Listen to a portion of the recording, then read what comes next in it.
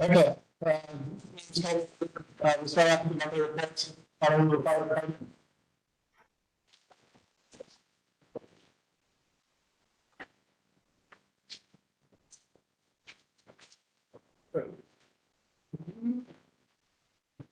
Nothing.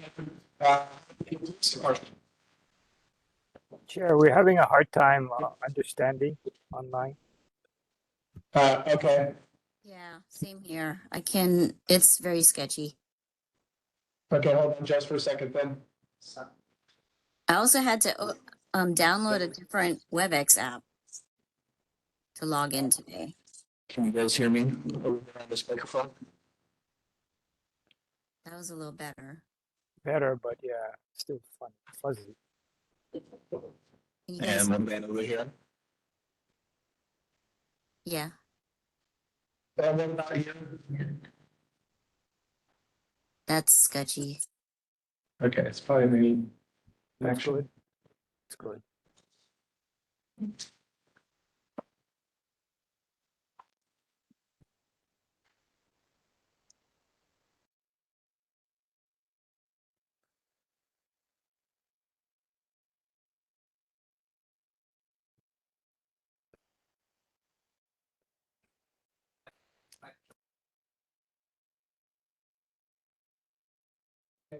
Can you guys hear me now?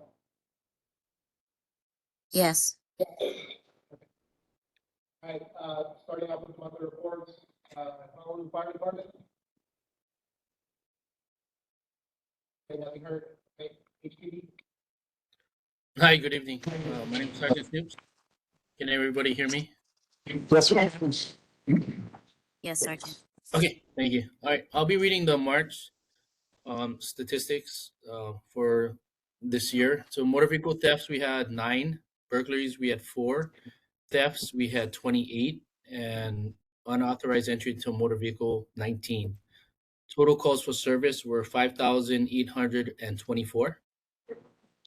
And just to give a brief for the theft part, that's for theft of vehicle accessories, theft of bicycles, theft of buildings, and theft from coin machines and anything others, including pickpocket, purse snatching, and shoplifting. The February one was read last month. I can read it again if you'd like. If not, and then we have the safety tip of the month. Sorry. When there's a wind advisory, please make sure all those items are secured to prevent injuries and property to self or property. That's all I have. Any questions? Okay, board members, any questions for HPD? Lawrence? I'm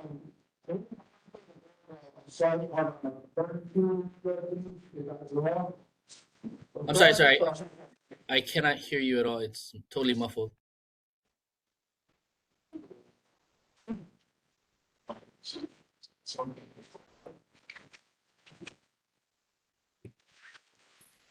Excuse me, sir, can you hear me now? A little bit better, but you try talking now, and I'll be able to let you know. Yeah, we have an article in the paper that there was an assault on a 13-year-old, I believe, in Aiea. Is that center, the shopping center where there's a bigger crowd gathered? Okay, all I got was the shopping center and crowds gathering. That's all I could hear. Okay, so the question was there was an assault on a 13-year-old. I remember this article. This article is, this is a handgun, that was looked like a handgun, robbed the 13-year-old of some property. And the question is where was it located at? Okay. Where was Again, it? I have to apologize. It's still coming in hard to understand. Okay, stand by for a second. All right. Yeah, I mean, I'm not sure what the issue is. If they're like, you're good, but not that much. I mean, that's, I don't know if it's a connectivity issue or. I can hear that better than the question. Can you hear me over here, sir? I can hear you a little bit better than the question that was posed. Yes. It's probably coming from off the laptop.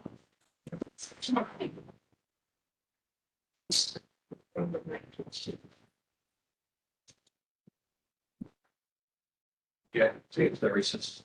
Yeah, okay, we're gonna go ahead and recess for about 5 minutes, you think, 10 minutes?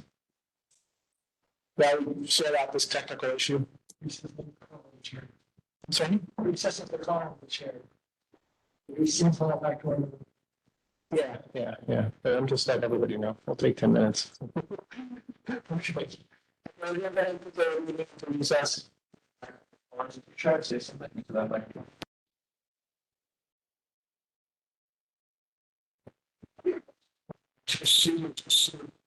Can you say that without? See, so that is what they're hearing. They're saying. Um,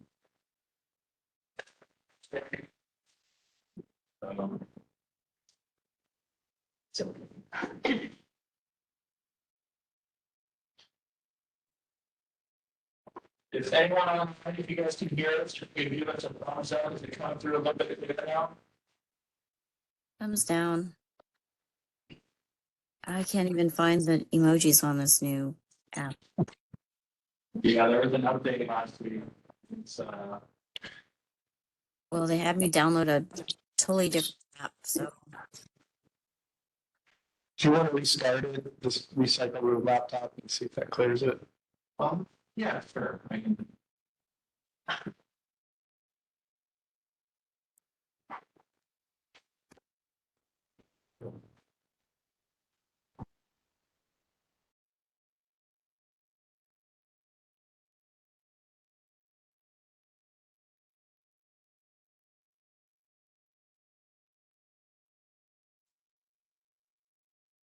my phone will.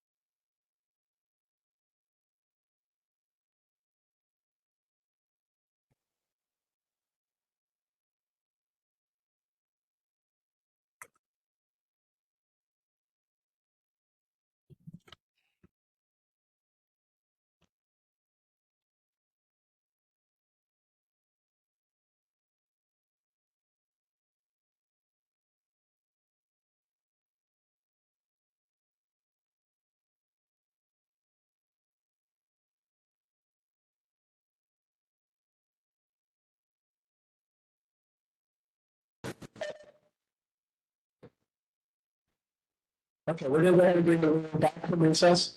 The question post HP from, Bill Dummer, he was, there was a 13 that was, assaulted, and where was that a location at?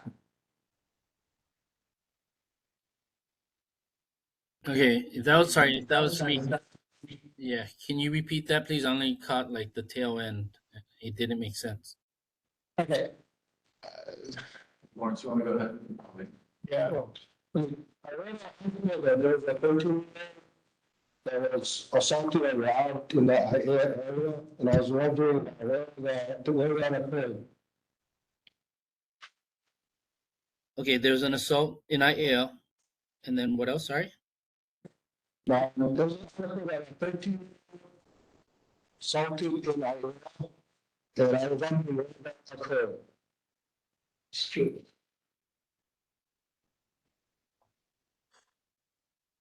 Again, it's still coming in not clear. I cannot hear the entire sentence or the context of the sentence or the question. Steve, I think it's just bad connection. I mean, I'm testing it locally, right? We're in here. Can you go ahead and like just put it in the chat? Can you take it in the chat and then let him start it out in the chat, and then we can come back to it later? Can you tell him that I'm going to pose the question? Yeah, question in the chat. Did you get that? If somebody can relay it for him, that'd be fine.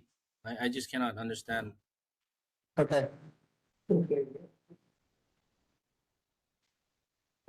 Okay, we're gonna move on. Any questions for HPD? Okay, committee members, any questions for HPD? Okay, I saw somebody typed it out. I'd have to go look for it to see. Do you have a particular time element besides the 13-year-old was assaulted, and was it in school, or where was it? This said, sorry, said Aiea. That's what we're asking. I think it was yesterday. Yesterday? It was the day before. Yeah, it was yesterday. So Sunday. 7th, yeah, Sunday. Okay, yeah, I'd have to go look it up. I was off, and then did it occur during daytime hours or nighttime? Yes, it was like at 1:20 in the afternoon. 1:12 in the afternoon. Yeah, 1:20, yeah. Okay, yeah, I'd have to look up. Do you know where it occurred or what area? That's what we're asking. Okay, yeah, I can go look it up and get back to you on that. So an assault Okay. for a 13-year-old at 1:12 to see where it occurred. Yeah. Okay, Yeah, look it up. robbery, by the way. It was, or, the individual had a handgun or what looked like a handgun. Oh, it was a robbery. Yes. Okay. Yeah, I'd have to go look that up, and then I'd have to get back to you. I'm They said I work nighttime now, so I'm not privy to what happened during the daytime. Okay. Yeah. So Thank you. I can get back to you on that. Yeah, if you could, possibly, I don't know. How soon do you think you can get back with us on that question? Actually, I'll just step away and I'll see if I can do some research right now. And I'll let you know. Yeah. Give me a little bit, and I'll see what I can find out. Okay, thank you. So, should I come up and say, since you can't hear? I would just come out and sign any, sorry, kind of things. So. I don't know, this is Stephen. I just wanted to ask a quick question. Last month I was here asking about traffic mitigation and Commuter, and I wanted to see what kind of update HPD has regarding my concern about people speeding up and down that street. Thank you. Okay. Again, this is my first time here. I'm not sure what they have done specifically, but we will have officers go and look at the area and cite people or take down whatever they can, observations, and give the report back of what they did, cite people, warn them, or what have you. But speeding is definitely a concern. I'm not sure if traffic was notified where they can possibly set up or have solo bike officers or traffic units specifically, because that's what they do. That's their specialty, is traffic enforcement. So Okay. yeah, that's what would and should be done, and a report should have been submitted saying what action that they have taken during that period of time of your complaint. We appreciate the fact that this is your first So, next month we'll have these answers. Sorry for you to come and not have an answer for you at this point, so. Okay, but with that, so if you could just provide us an update on that. Yeah, I'll step away. I'll step away and I'll come back. I would look at Yeah. it. Okay. It's a big problem on different streets, not just this one, but there's others too. So, but yeah, okay. All right, thank you. Any other- Okay. Thank you, Sergeant. And, All right, thank you. welcome to the board. All right. Board water supply, Tracy.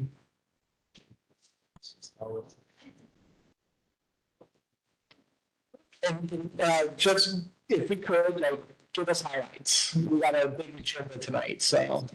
Fair enough. Okay, Good thanks. evening, Chair, Yeah. members of the Aiea Neighborhood Board, members of the committee. I'm Tracy. I will give you your highlights. One main break reported last month in this neighborhood board district, and that was on Ka'amilo Street. For general water announcements, Board of Water Supply would like you to know about Detect the Leak Week coming up next week. It's time to chase down and repair those pesky leaks. We've partnered once again with Hardware Hawaii for our annual Detect the Leak Week campaign. It's going to start from April 14 and go through April 20th. We want to remind you to check your toilets for leaks. It's one of the sneaky water wasters, the largest ones in the home, and it's usually caused by a worn out or faulty flapper. We're also going to be having a in-person event on Wednesday, April 17th from 11:30 to 1 p.m. at Tamarind Park in downtown Honolulu. And for more information, www.boardofwatersupply.com. I did want to just share with you folks that about information about our exploratory well at our Aiea 490 place just off of Aiea Heights Drive. So since construction began in late January, we started preliminary site work such as tree removal, and we're in the process of constructing a retaining wall. We will notify the neighboring residents via door-to-door flyers when we're about 2 months out from when we actually start to drill the well. We're going to, neighbors can expect some level of noise. The working hours will be from 7:30 a.m. to 3:30 p.m. Monday through Friday. And barring all unforeseen circumstances, construction and well testing are scheduled to be completed in the first quarter of 2025. We do recognize the inconvenience to the neighborhood homes and will use the best management practices to minimize disturbances to the community. We thank you for your interest in the project and seek your support in our exploration for new drinking water sources. This is to replenish the lost capacities due to the shutdown of our 3 drinking water wells in response to the contaminations at Red Hill Bulk Fuel Storage Facility. And should you have any questions, please feel free to call the communications office at 808-748-5041. Again, 808-748-5041. And I will be bringing updates on a regular basis. There may be some months when nothing's happening, but if there's anything, any significant progress on the project, I'll be sure. Okay, thanks, Tracy. Board members, questions for the board water supply? Lawrence? Yes. I know we were talking about the rate increasing the one wants on the 10%. But as far as additional rate increases to do all the drilling the wells, and I guess the value that Red Hill on shaft.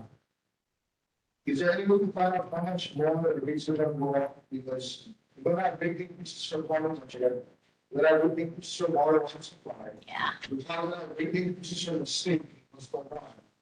So this one was, I want people to keeping up $50 a month. They have state.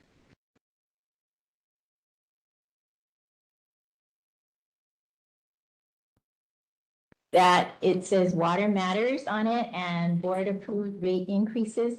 If you grab that, it shows the rate schedule for the next 5 years. But that's not including the upgrade to work around the radios and their, right?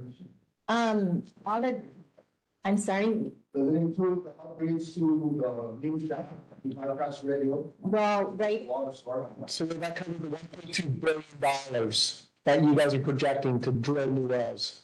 it, we're, I guess, part of, because we're in design. So some of the things that we're doing now, it will cover part of, but I think because it's only 5 years out, and then it depends because we are seeking federal funds as well. So if we do get those federal funds, then we won't have to raise the rates as high. But we're going to revisit it the next 5-year schedule. So worst case scenario, the goal down on speak, they look at any kind of possible rate increase number. Not at this point in time. It's every 5 years we do a rate study.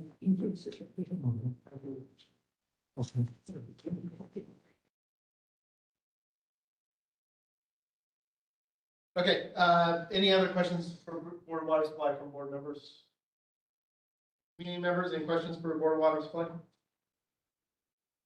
Okay, nothing heard. Okay, Tracy, thank you. Thank you. Okay, Christina, Samantha for Stadium Authority. And same Hello, thing, Chair. please give us the highlights. Yes. Okay. Hello, Chair Wood, members of the board and members of the community. As you asked, we're going to try to highlight very quickly what we had. We hit 2 very big milestones in the last 2 weeks. On March 28th, we announced the 2 party listed offers, and I'm going to share a screen really quickly that if you did not see the news release, you can go to our website, and I've put the address in the chat. And let's see, share. Where'd it go? Oh, here we are. Sorry. Share screen. And if you go to this website and click on news releases under media, it will take you to this screen. You can read that on your own to get a lot more information on who the actual members are. I'm not going to read that to you today. We're going to go ahead and move on to the next milestone that we hit last week, where we moved into new territory. We actually issued the proposal package to the party listed offers. So we moved out of the qualification stage into the proposals phase. And with that, last week, we sent out invitations to all the community leaders, and that includes to Chair Wood, where we introduced last month that we wanted to invite you all to the Community Engagement Conference. I'm sharing that invitation now on the screen. The importance of this community engagement conference, is that this is a good opportunity for the community to meet the priority listed offers for your first round. It's going to be more one way. It's more your opportunity to tell them what your concerns, your issues, and your visions are for the district. So that meeting is set to happen in person at the Aloha Stadium. We'll probably have that in the hospitality room, depending on how many people come. The date is May 6th from 6:30 to 8:00 p.m. And what we're going to do, though, is we are asking each community group that we're inviting to go ahead and identify up to 3 leaders that will be representing you and giving your feedback to the priority listed offers. We've invited the 3 most intimately involved community groups. So that does include your Aiea Neighborhood Board number 20, the Aliamanu Salt Lake Foster Village and Airport Neighborhood Board number 18, and the Aiea Community Association. And what we do want you to do is gather together, choose your up to 3 representatives, and in the meeting, we will give you each 10 minutes to give a presentation to talk about your aspirations, your desires, and your concerns for the project. And then we're going to shift into part 2, where you'll be given the opportunity to ask questions that the priority listed offers will be giving us. They'll be getting us their questions on April 22nd, and we will shoot them over to your chair to gather your information and provide responses. Keep in mind, both priority listed offers will be in that room with you. So they'll both be hearing all the questions and all the discussions that are going on. We really wanted to give you this chance to open up to them. I will share that while it is open to the public. We're going to try to streamline it to the selected representatives so that they have more time to more concisely communicate. We're not going to have an open mic for people to come up and speak, but we will be recording it so that others can view it afterwards. We'll upload it to our website. The cool thing there too is keep in mind that the priority listed offers are moving into their conceptual stage. So they'll be doing the conceptual design for the stadium. They're starting their conceptual master plan for the whole district. So you're getting in an early opportunity to share what's important to you. What is also important is that your statements are not going to be actually creating a legal part of the proposal package.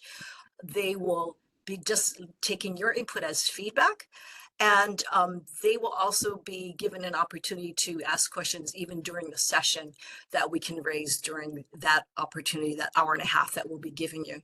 So in general, they will also have the opportunity to stay anonymous if they don't want people to know who's asking what question. They'll be sending our proctor the question, and we'll read that question to all of you during that Q&A session. I do ask in our invitation to let us know if you're going to need audio, visual, or accessibility assistance for that night. And we also ask that we RSVP to let us know who's coming and who your leaders are. So with that, I'll open up for questions on this portion, and then I'll go ahead and continue with more updates. Okay. Sergeant, we'll get to you here just in a second once we finish this up. So just please be patient with us. When you say 3 members, is that one member from each, like the association, from the board, and from Salt Lake? Is that one person representing one of those? No, it's actually up to 3 members from each group. So, for example, representing Aiea Neighborhood Board, you can select up to 3 members or representatives. It does not have to be a board member, just someone from your district that is willing and able to communicate on behalf of your district. We're going to have to do a motion on that. We're going to have somebody who's going to Have someone speak for the board, yeah. Yeah. Yes, yeah. So should we do the motion now or table it till after this is done, or what do you think? I would definitely recommend, just because Chris said it could be anybody, right? It doesn't have to be a board member. I would definitely recommend making that a separate line item on. They're going to have that meeting though before the next board meeting. Yeah. That would just be my recommendation. As far as making a motion now, yeah, it's just not really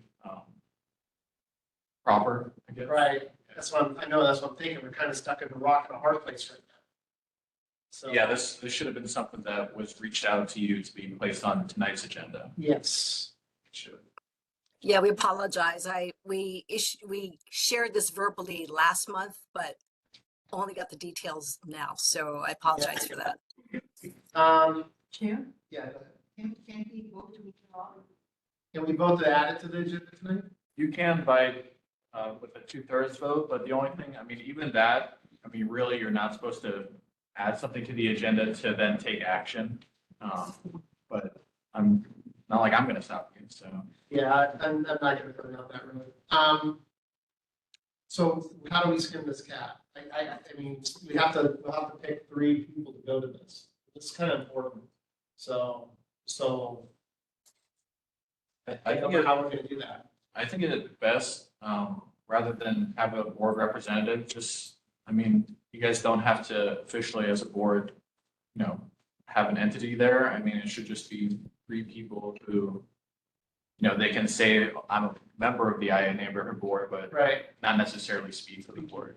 Yeah. Claire? It's on the agenda as part of the state authority.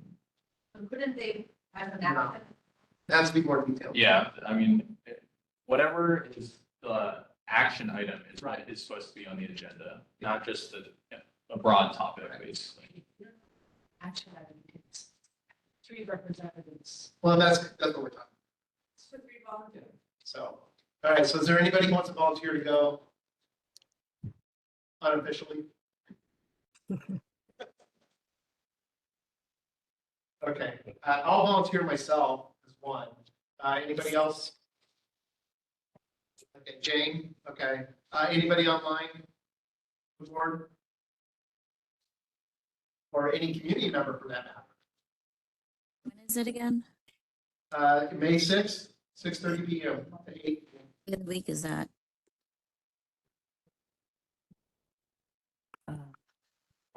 Okay, going once, going twice. Yeah. Okay, great. Okay, so we got 3 volunteers right here. Okay. May 6th, 6:30 PM. And if it helps, again, the feedback is not going to be officially recorded in the RFP.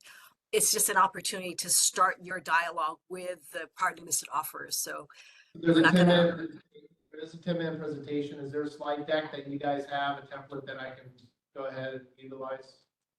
You can provide that to me later, Dave. you mean we NASID, or are you talking to someone on your group? I'm talking to you. Do you guys have a particular template do you want us to put our briefs in?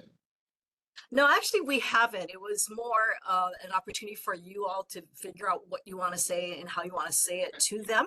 What we will be sending you for the part 2 is their questions, and then you can formulate the answers either in your presentation or do that separately. But if there's an impassioned message that you want to get across to them, that first 10 minutes is for you. All right.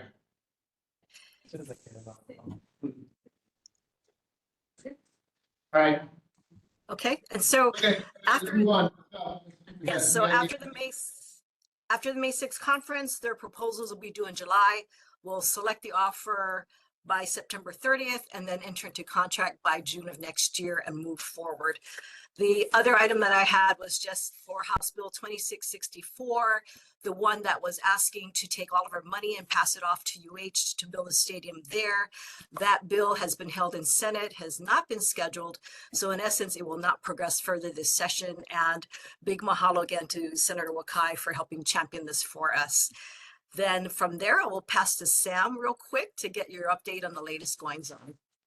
Hi, good evening, everyone. So inside the chat, I did put a link to what we have going on this coming Sunday. We are doing a food drive as part of our statewide Hawaii Food Bank. So if anyone wants to bring a canned good, you get free admission with one paid admission. But the big exciting news is that we have partnered with Big Idaho Potato and their tater team will be coming down on Sunday from 8 to 3. So this potato truck, which is like a semi truck, it weighs 4 tons. So the total weight is like 44,000 pounds. It is a fabricated potato display. So if you can imagine a semi truck with a gigantic potato on top of it, that's what we're displaying.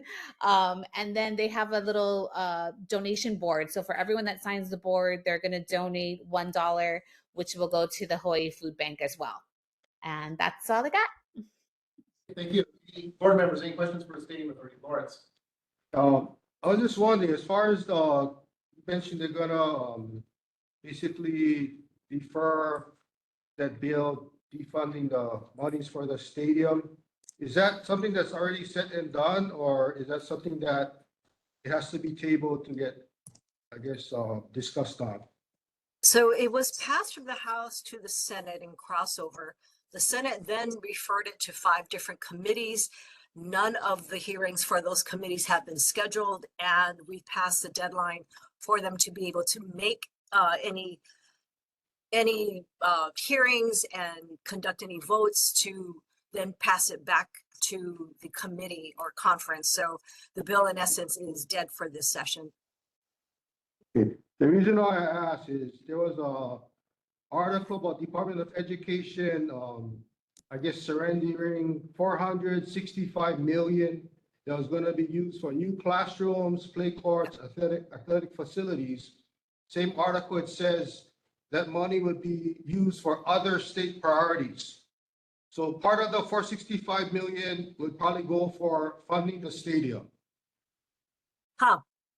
We'd love to take some of that, but that's a separate bill and we have not been advised of any additional funding coming through. We're still marching ahead with the dictate that we have the money that they've given us and we're not getting any more, especially not in this session. Okay, thank you. Oh, mahalo. Board members, I'll watch for that bill though. any members, any questions for State Authority? Okay, nothing here. All right, thank you both. Really appreciate it. Mahalo. All right. Hi, I have a HPD. question. Excuse me. Sorry, Garner. Chair, Oh, Chair. go ahead, Gardner, sorry. Chris, thank you for your always good reporting. I apologize if these answers are already out there in the public, but I wanted to know, is it public knowledge how many bidders responded to the initial RFQ? No, it is not. Because we're still in the procurement process, we don't talk about all of the proposals that we received. We're only revealing who the priority listed offers are. So we're not revealing those that did not pass through. That will come out after the award, which would be next year. Okay, I understand. So Thanks. with only 2 bidders going forward, instead of the preferred 3 that was previously mentioned, does that mean that there were possibly a lack of bidders, or those were the only 2 qualified bidders? You're fishing, Garner. There were proposals that did not go through. I'll put that through. And what we've Okay. passed through are the most highly qualified proposers or the development teams. We're very happy. They're solid. They're made with strong local and national team members with a lot of depth. So we feel very good with the teams that made it through. Thank you, Chris. I didn't mean to fish. I wasn't meaning to do that. Thank you. No worries. Any other questions from the community? Okay, nothing heard. All right, thank you. HPD, Sergeant? Yes. Okay. So your question about the robbery, it occurred in the Parade Shopping Center area. Can I follow up? Please, go ahead. Yeah, I noticed, there's police cars parked by the old Sears location. Is that a satellite office for your police officers? Not to my knowledge, no. They probably just parked there just because it's an open area. Is it possible to put a satellite office in Parade Shopping Center, a police satellite office? That's not within our control. It would be up to the Parade Shopping Center. If that's what they'd want to do, they'd have to reach out to our commanders to see if it'd be all right to get approval. But yeah, I don't see why it couldn't be. But it'd be up to the Sears or the landowners of the shopping center to do that. Yeah, the reason I ask is I know presence is a good deterrent as far as crime and things happening. So people see Oh, the absolutely. officer on site, then maybe the crime rate might drop a little bit. Yeah, we definitely try to be more proactive as we can. The issue, as you probably know and everybody else does, the numbers that we have on duty is minimal at best. And even when you do have a full crew, we're thin as it is. So an officer is going to multiple cases at a time, and to get everybody back, where they could be or should be, it's difficult, especially during daytime. It's a busy time. But definitely, yeah, if they could be where they can sit down to do the reports, or just be there and visible, that'd be great. Okay, thank you. All right, thanks, Sergeant, appreciate it. All right, have a good night. All right. Thank you. Good night as well. Stay safe. Thank you very much. Shopping center, David?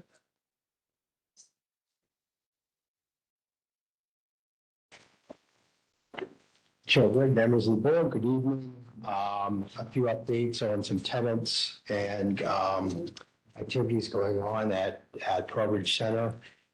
First, we are opening Cat Cafe Mall. I'm sure many of you may have seen cat cafes in Japan and other parts of the world, but we are getting the second one in Hawaii, is opening up at Trowbridge Center on April 19th.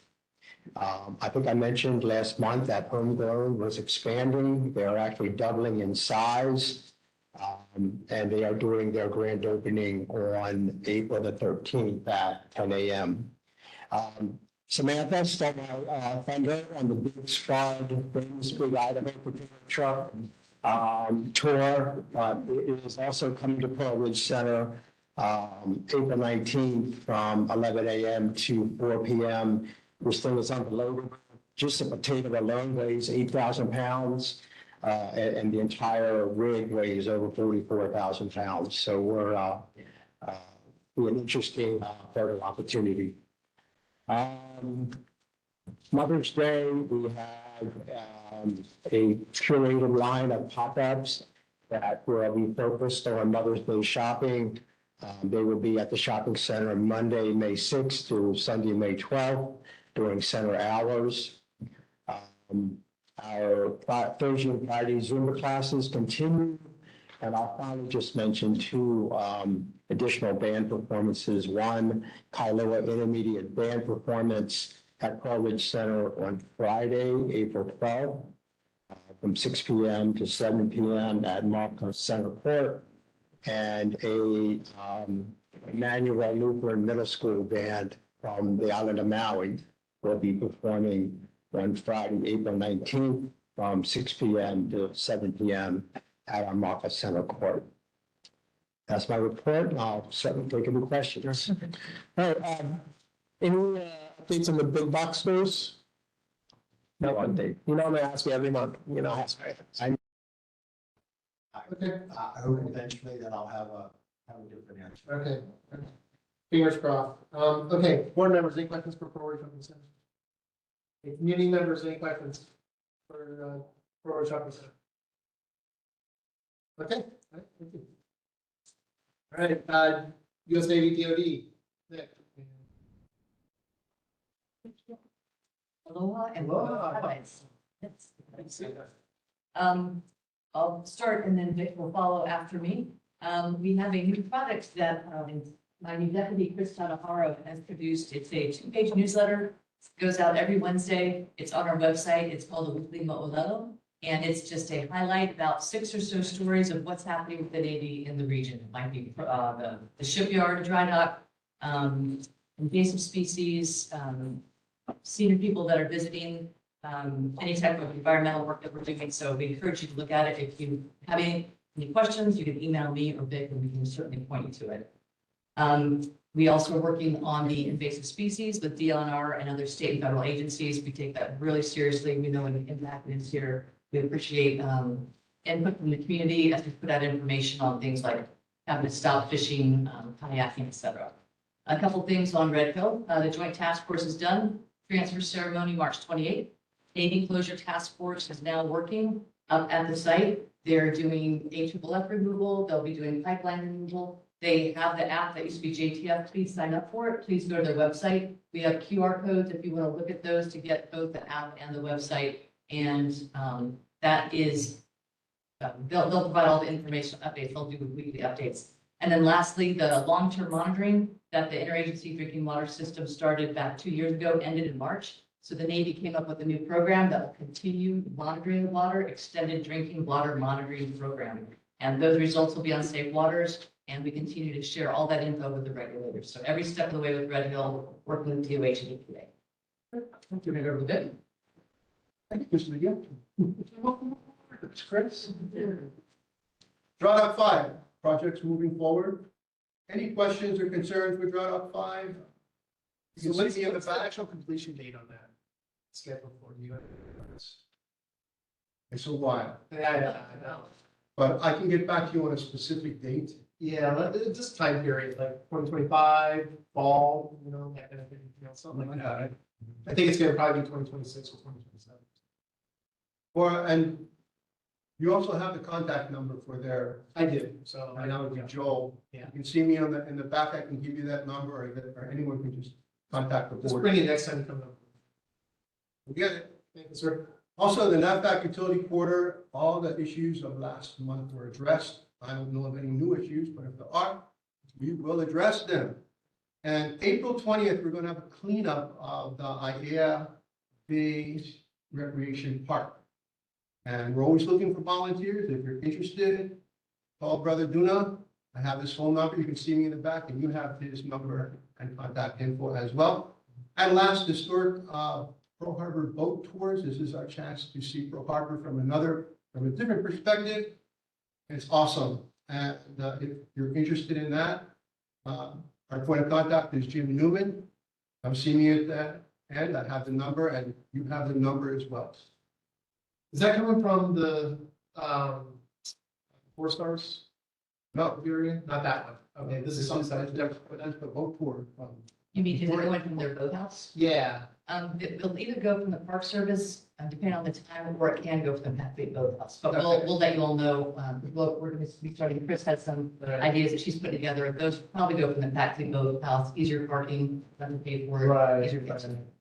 Because I know that they do those historical tours from that active house. Okay. It would be on one of the big white boats. Yeah, I think it holds up to about 15 people or so. 150. 150. Oh, it's the bigger one. Yeah. Okay, great. I do have a, board members, any questions for DOD and Navy? Lawrence? As far as, I guess, providing a scheduling timeline of when everything is gonna be done and when you're gonna declare the water safe to drink, what are we looking at? Is it 2 years out, 10 years out? So those are two different things. The closure, they do have a timeline and a plan. Those are gonna be starting to be put on the website. They have to submit proposals to the regulators to get approved. So all those different timelines, so removing the residual fuel, starting to take out the pipelines. So those are all things that can be happening at the same time. But this is gonna be a much longer project than the defueling. This is gonna be years versus the months that the defueling was. As far as water, the water is safe. That is, the DOH declared it safe last March. We've been doing the testing for 2 years now. So the water still meets all federal and state standards, and it is safe to drink. Okay. As far as, the testing standards, I know EPA did some, publications as far as how to test the water. They run the water first before they take their sample. But if there was petroleum products, oil in the water, they probably coated the pipes. So normally when a person in Hawaii drinks water, you just open the tap, you put your cup underneath, you drink it. But because the water is sitting in the pipes, that water may still have a higher concentration than what is legally acceptable. But when the EPA does their testing, they don't test it like a normal person would drink water. They may run it for 5 minutes or 10 minutes first before you take their sample. There's a discrepancy there as far as when you take the sample and if it indeed is drinking acceptable or not. So 2 parts to that. All the sampling that we do is done by EPA standards. So we have a contractor that does it. So we follow their standards. We send the samples to EPA approved labs, CONUS, and they run the tests and they provide the samples back. So that's all EPA standards. It's not the Navy testing, it's EPA standards to test the waters at EPA labs. The other part on the flushing, the entire system was flushed back before DOH declared the water was safe back in March of 2022, it was. So the entire system was flushed. That was done via industry standards. So again, that was something that the Navy, Department of Health, industry experts, and other members of the interagency drinking water system team put together and said, this is how we flush anything that might be in the system. And then they started doing the testing neighborhood by neighborhood. And as those met the standards, they declared that neighborhood that was safe to drink again. So that has been done. It's been over 2 years, but the entire system was flushed, the entire drinking water system. Can I follow up on that? Okay, so what is your case precedent as far as having similar contamination somewhere in the US where petroleum products was provided or circulated in a domestic water system, and then testing was done after that where flushing was also done? Is there any case precedent for it was done any place in the US? That might be a question for EPA. I'm not familiar with what their case standards are. I can just tell you that we're following their procedures for what we're doing. So again, this isn't Navy saying, here's what we're going to do. This is done with the regulators. EPA and Department of Health are working with us on all of this, and they're telling us the labs, which are the EPA certified labs. We're following their standards for doing this. One more thing, maybe. Brother Larry, I have those results with me. I can snapshot it and send it to our chair, so you can see with your own eye. And I have for this area. Okay. So I'm just trying to talk on behalf of the regular user in Hawaii. The regular user is not gonna run their water 10 minutes and then drink it. We're gonna put that cup right under the spigot, we'll open it, we'll drink it right there. So we're not gonna go do EPA standards for our water quality. That's a normal Hawaii user. But if indeed that's how you're supposed to drink it, then everybody on the Red Hill circuit, they should run their water 5-10 minutes before they even drink it. Before they take a shower, they should run it 5-10 minutes. Just so that they have EPA quality water. But again, the entire system was flushed and Department of Health said that the water is safe. So more than 8,000 tests we've done over the last 2 years throughout the system. The water's been tested as safe, meeting standards. Okay, thank you. Board members. At previous CRI meetings, the folks who have been presenting on the DOD side have admitted that there's been an elevated TPH levels. And so I guess part of my question is at that meeting, we had EPA, Department of Health, and the higher ups that were part of the swarm team that were coordinated. And what we had were people that showed up who were experiencing negative health symptoms. This is like within the last 2 months. And they were told that their water is safe. And there's an EPA representative, Chris, I forget his last name, who had been in a home where there was visible fuel in the water. And he did not test that water. And when folks were, like asking in terms of why, the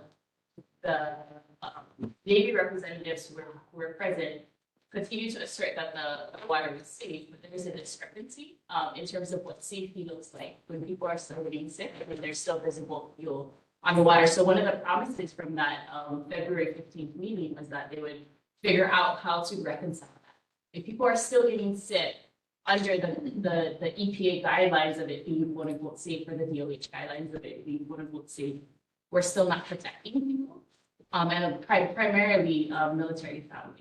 And so my question is, has there been any thought about that? Yes, so the Navy with DOH and EPA on those swarm team results and discussion. So that was discussed at the FTAC. It was discussed at the CRI. So we have some information out there on it. And that's why the Navy is continuing to do the testing even after the long-term monitoring ended. So that's why we have a new system of testing and it's looking at even different analytes. I don't have all the details on it. We can send you all the press release that provided that info if you'd like, but that's why we're continuing to test. The tests show that the water is safe, but we are continuing to do the testing even after that requirement was done to look at what are the issues. I don't know if you were at the FTAC or heard some of the discussion, but they were talking about how when the swarm team got together, EPA, DOH, and other industry experts got together to look at this. They were looking at some of the labs. Is the testing and sampling being done there? Is there maybe something that's being introduced there? Because we're doing testing on drinking water, is there something that's being, when you're doing the test, that's interacting with the chlorine? So they took out the micro extraction. I'm not an engineer. I'm just kind of repeating some of what I've heard, but we'll get more info. When they did the micro extraction, took out some of what had been causing that possible showing of TPH. They did not have TPH showing. So the Navy is saying, let's continue looking at this. We need to look at this further to see where it's coming from. Is there going to be any change to the language that you use? Because like when you come to a community meeting like this and you say that the water is safe, my assumption is that I will not get sick. But folks are continuing to get sick and there are still visible signs in people's water. So as a way to actually safeguard the community, are you folks considering a change in language? We're working with the regulators. They set the water standards. So this is DOH made the declaration in March 2022 that the water was safe. I don't know of any change to the language, but it is meeting all federal and state standards. Because if the standards mean that folks are still getting sick, then it doesn't feel safe. It is, yeah. So I don't know if that's an internal conversation, but that's just sort of. Then, we're regulating. We, as much as maybe we want to change the language, we have to work with the regulator who dictates to us how to do it. And right now, Department of Health and EPA. And everything that you're saying, you take very seriously to a point. if anybody on that system feels that they are sick because of the water, we have a phone number to call and a clinic to go to. Got it. And what we're doing is the best we can to address these things as they come up. And we work with the regulators to make sure everything is on the up and up. We want people to have concerns. The clinic was extended, so we want people to reach out to their doctors. Getting that type of feedback helps us understand as well. That's important. Lawrence, were you gonna say something? Yes. A lot of times what they do is they look at the end run, for instance, where all this water goes through like a sewage treatment plant. Has there any testing been done at a treatment plant to see if there's any TPH in that treatment plant? Because if you're saying the water is clean, there shouldn't be any residual TPH traveling down to the sewage plant. But if you go to the sewage plant, you start testing down there and they have residual TPH down there, it's coming from somewhere in the water system. I'm not a drinking water expert or the testing expert, but I think that might be two different types of water that get into testing. We'll ask the question, however. Thank you. Thank you. Okay. All right, community members, any questions for Navy DOD? Question online from Melody. Okay. Tim, go ahead. Thank you very much. I am a member of the CRI, and I was also there at the FTAC meeting. I know there was concern about from the Board of Water Supply regarding the long-term monitoring. You have indicated that you will continue with the long-term monitoring. I know the recommendation was once every other month, and I believe Board of Water Supply wanted a monthly monitoring. Where are you folks at with that? That's one question. Second question, water is safe is what you're saying. However, at the FTAC meeting, it was disclosed that the 8,000 samples were defective for some reason because of a mixture of the chlorine as well as perhaps fluoride. And so how do you reconcile with that large of a sampling all being determined to be defective? Okay, and third question regarding the pipeline. Now, we are aware that the water is coming from Waiava shaft and not from the Red Hill. And Erwin Kawata, who's the deputy manager of Board of Water Supply, said in last night's meeting that pipelines actually need to be changed. So unless the pipelines aren't changed, then the TPH is still going to be clinging on to those pipes and causing reactions to the people. So that's another thing. And you said testing has been in accordance to EPA standards. However, the EPA defers to the Department of Health. The Department of Health has set its TPH environmental action levels at 266 parts per billion. Yet people are getting sick at 50 parts per billion and 60 parts per billion. So the Department of Health standard is too high. Final question regarding Ma'am, is this gonna be your final question? Because I think you went past 3. Yes, just real quick, because there was a question regarding the sewer treatment facility. Schofield treatment facility does not test for PFAS, and it does sell its water, reclaimed water, for agricultural purposes. So there we have an issue when you've got sewer sludge as well as reclaimed water using for agricultural purpose and fertilizer, in which this toxic chemical can then bioaccumulate in the produce and then be bioaccumulates in our system as a result of our consumption. So that's also an issue. Okay, sorry, I did ask a lot of questions. If you could answer, that's great. I just wanted to bring this forward, however, to the attention of these issues. Thank you. Thank you, ma'am. Can you answer? Let me do a couple of them with this. And then if you can't do the question, like, and you have to do a follow-up, just come back next month with an answer. Right.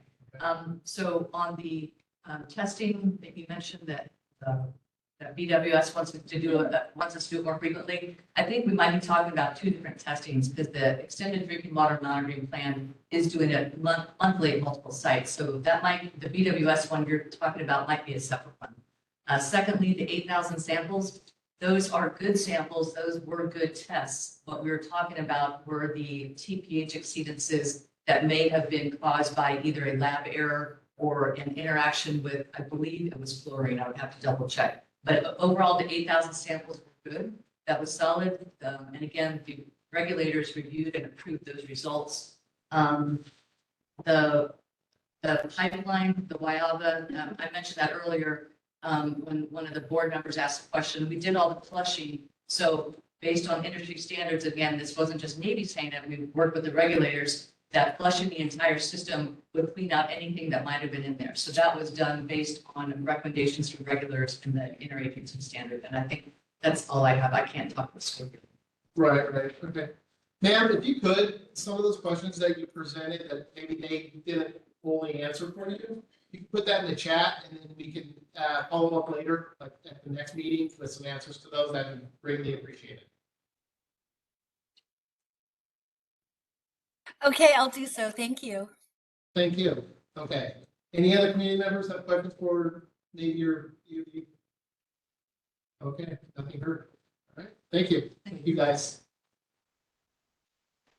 All right, State Department of Transportation. Good evening. Let me share my screen here. Okay. Okay. Good evening, Chair Woods. PCR from the State DOT Highways Division. Our Wildwood District Maintenance crew finally repaired the pothole on Mooney Street at Kawapani Street intersection.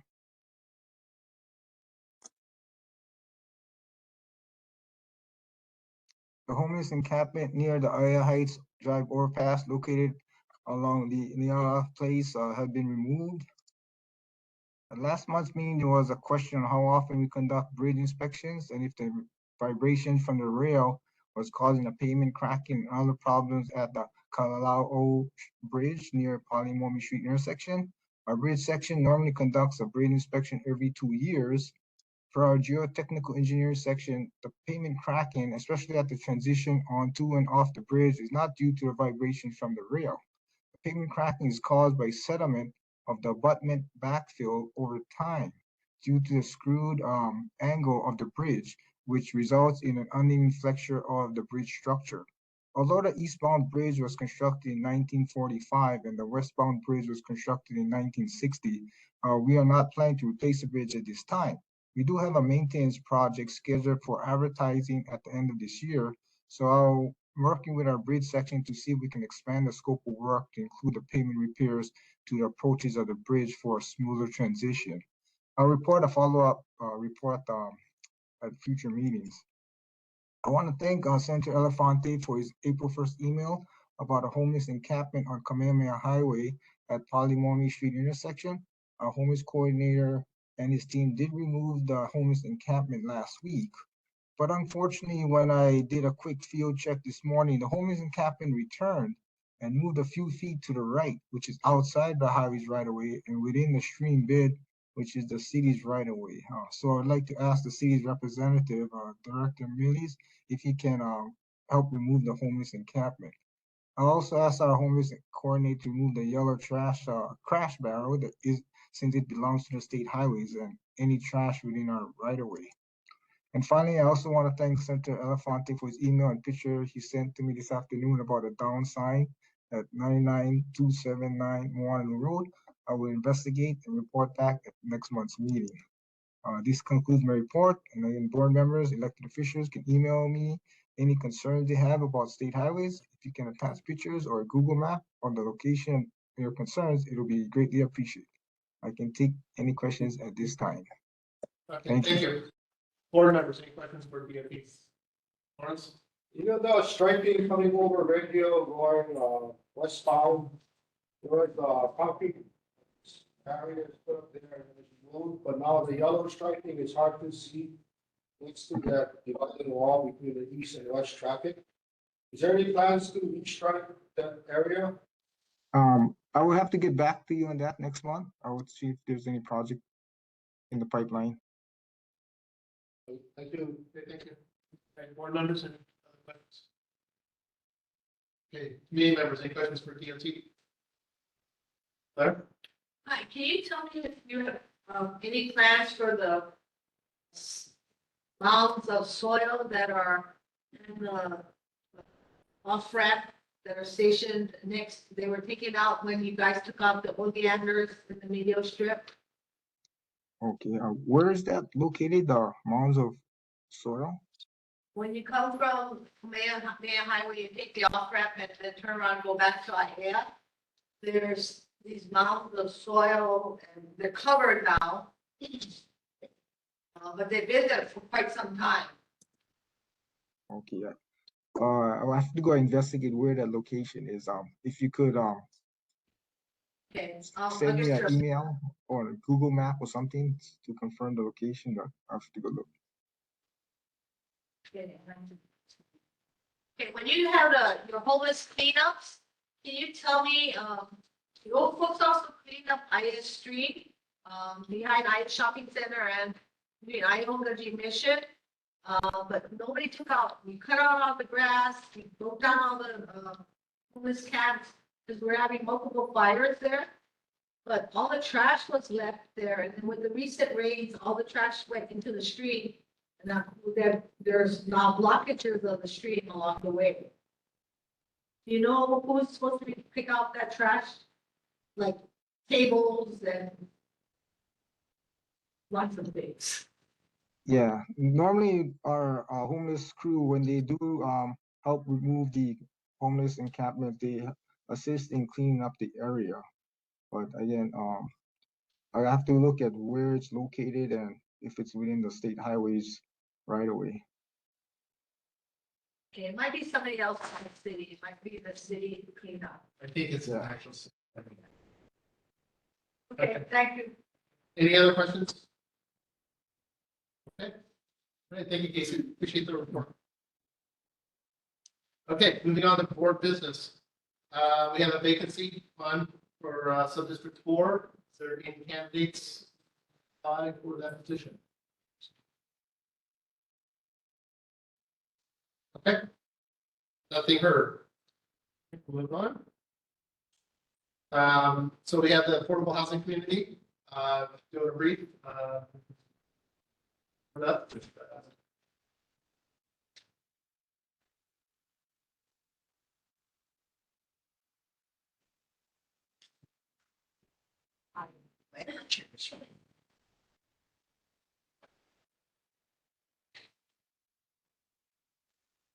Good to see you guys again, by the way. Didn't get a chance to thank you.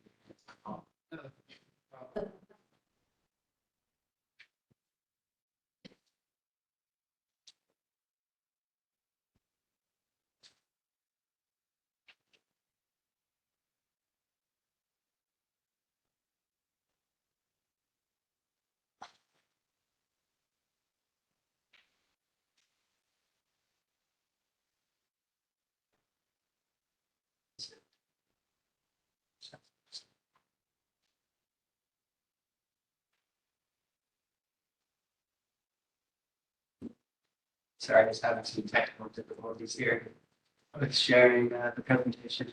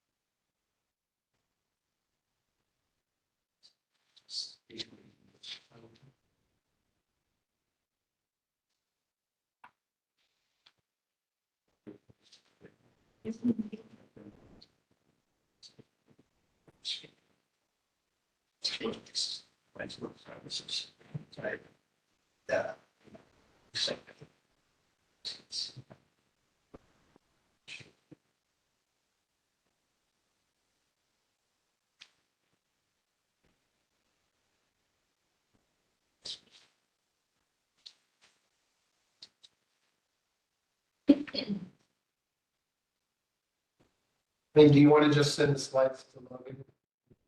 Come up?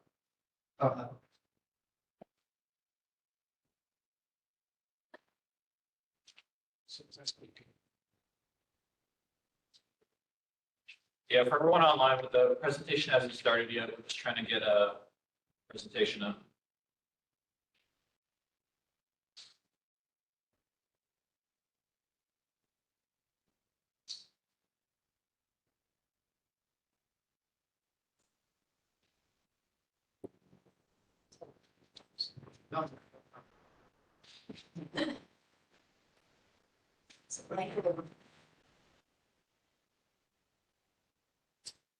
It might be better just to email the presentation, but okay. Every time I say something, I'm like, I just can't spell it. It does seem our best. Okay, so thank you for having us. We are with Aiea Development and we'll be presenting our Aiea project. You may remember our company presented this project at your November meeting last year, so we'll try to move quickly through some of the slides that may include information you're already aware of. So briefly about us, we are a Hawaii-based real estate development company that focuses primarily on affordable housing projects geared towards Hawaii residents. These are some of our completed projects on Oahu.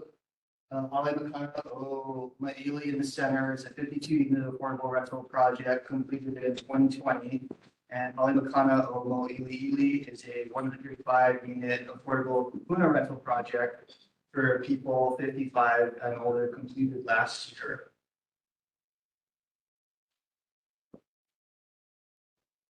So this is the location of our proposed Aiea project. It's centrally located on the island and it's close to the H1 freeway and the rail. The project site is within walking distance to the Pro Ridge TOD station in the upper left of the image, as well as multiple bus stops along the Kamehameha Highway and a bike path running along the edge of the water at the bottom of the image. The project is located in a community of existing apartment buildings and is within walking distance of a number of retail shops, restaurants, and other essential services. So it's a great location for access to public transportation, as well as great walkability to surrounding businesses. The project site is currently being used as a low-rise apartment complex that was built over 50 years ago in 1970. It's a 42,000 square foot lot that's zoned BMX3, which allows for both commercial and residential uses. It's part of the primary urban center and the urban state land use district. It is in a special management area because of its proximity to Pearl Harbor's coastline, which I'll touch on in the next slide. However, it is not located in a flood zone and it is outside of the 3.2 foot sea level rise exposure area. It's also part of the TOD special district because it's just a few blocks from the Pro Ridge TOD station. So now we can touch on some of the due diligence we've done and will be doing for the project site. One of the first things we do after identifying a suitable project site is undertake a very thorough environmental review, in this case being an environmental assessment governed under HRS Chapter 343. The document itself is very extensive, being almost 1,000 pages of report studies and analysis, including an examination of the project's potential impacts on the environment, the community, and cultural resources. This is when we have our consultants and engineers consider things like potential impacts to traffic and mitigation measures, confirm there are adequate utilities for our project, including sewer and water, and propose measures to minimize any potential adverse effects. With this project, there's an additional layer of environmental protection because it's located in a special management area due to its proximity to the shoreline. For this project, we'll need to get an estimated permit, which will require continued monitoring of potential impacts throughout the construction period and into the life cycle of the building. At the same time, we'll be applying for certain exemptions and incentives under HRS Chapter 201H, which helps make affordable housing projects like this one feasible by waiving certain fees and allowing us to make certain changes to the zoning of the site. However, in this case, because the project is already zoned BMX3 and is in a TOD special district, the exemption requests we'll have to make to build the project as proposed will be very minimal. For example, under the current zoning, we're allowed to build up to 90 feet high, but in this case, the project will only be 80 feet high. So the project really does comply with the current zoning for the most part, and is in an area that the city has identified as a priority for redevelopment.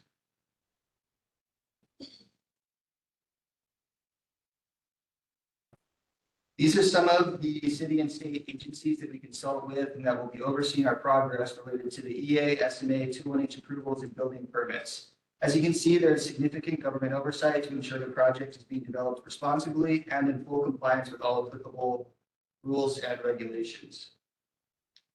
This is our anticipated timeline of some of our key development milestones. These dates are subject to change, but this gives an idea of how long the development process takes. We plan to finish our EA next month and get our 201H and SMA approvals later this year. Depending on the financing source we end up using, which we'll talk more about later in the presentation, we anticipate submitting our drawings and plans to DPP early next year, and about 1 year for DPP to process to issue our building permits. Construction would start the following month and end around October 2027, which is about 3.5 years from now. The project will contain a total of 153 residential units comprised of 18 studios, 51 one-bedrooms, 72 two-bedrooms, and 12 three-bedroom units. Project features include a LEED Gold certifiable design, fitness center, resource center, lounges, a landscape courtyard, Energy Star appliances, in-unit laundry hookups and dishwashers, solar EV charging stations, car and bike share programs, as well as convenient access to shops, restaurants, schools, public transportation, and other essential services. There will be 155 parking stalls between the ground and second floor, which is just over a 1-to-1 parking ratio compared to the unit count. 6 of those stalls will be electric vehicle charging stations. We'll also have 3 loading zone stalls, as well as 92 bicycle parking spots.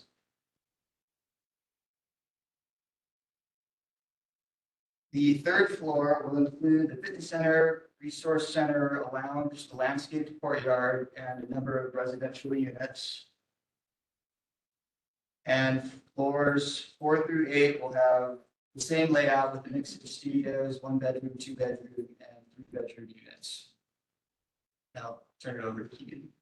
Aloha Chair, members of the board. My name is Keegan Flaherty. I'm a Senior Development Associate with Aiea. And we're going to be showing you some renderings of the project site that were recently done. So here's a rendering of the building if we were looking towards Diamond Head.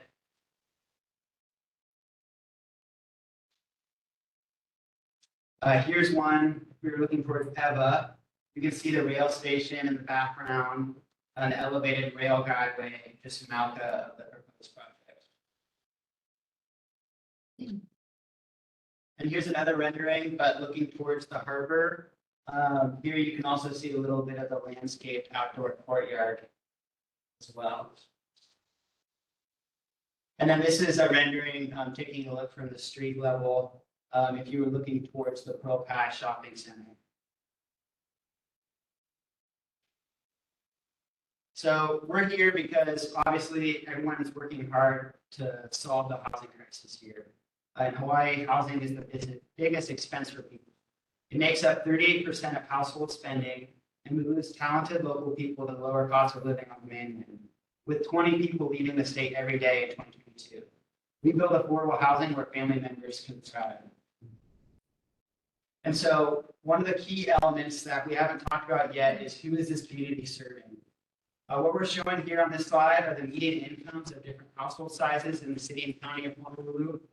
This is where the term AMI comes from. AMI stands for Area Median Income. If you look at the white box within the dash lines, this is the housing type that serves the population at 60% AMI and below. And it's one of the highest needs, and it's the one that we focused on for all of our previous projects. However, this is limited because of the funding that's available. These are people who need housing more than anyone, and we have and will continue to be focused on providing housing choices for these people. We've listed examples of incomes of different occupations that fit within this category. Examples of people within this category would be retail workers, or preschool teachers, or mechanics.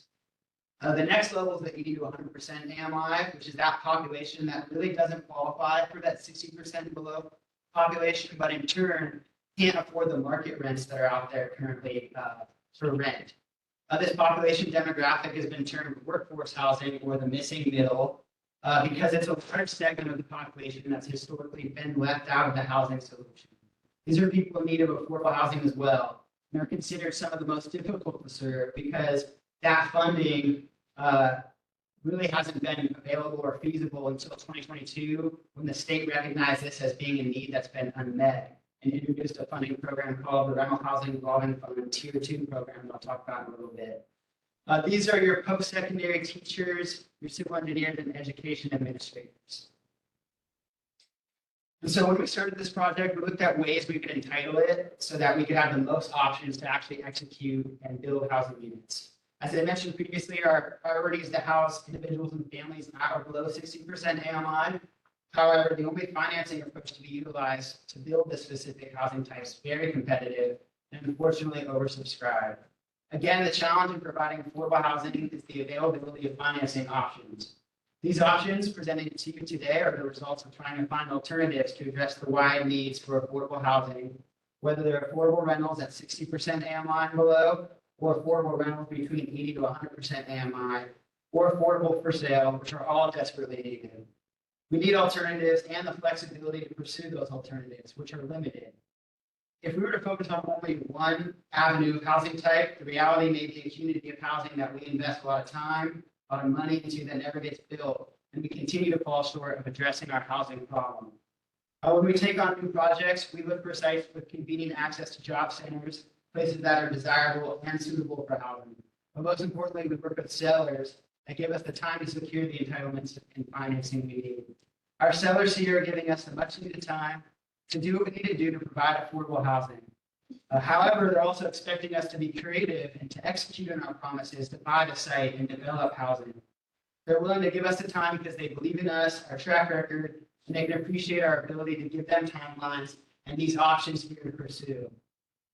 We've committed to submitting applications to obtain financing to build affordable rental apartments.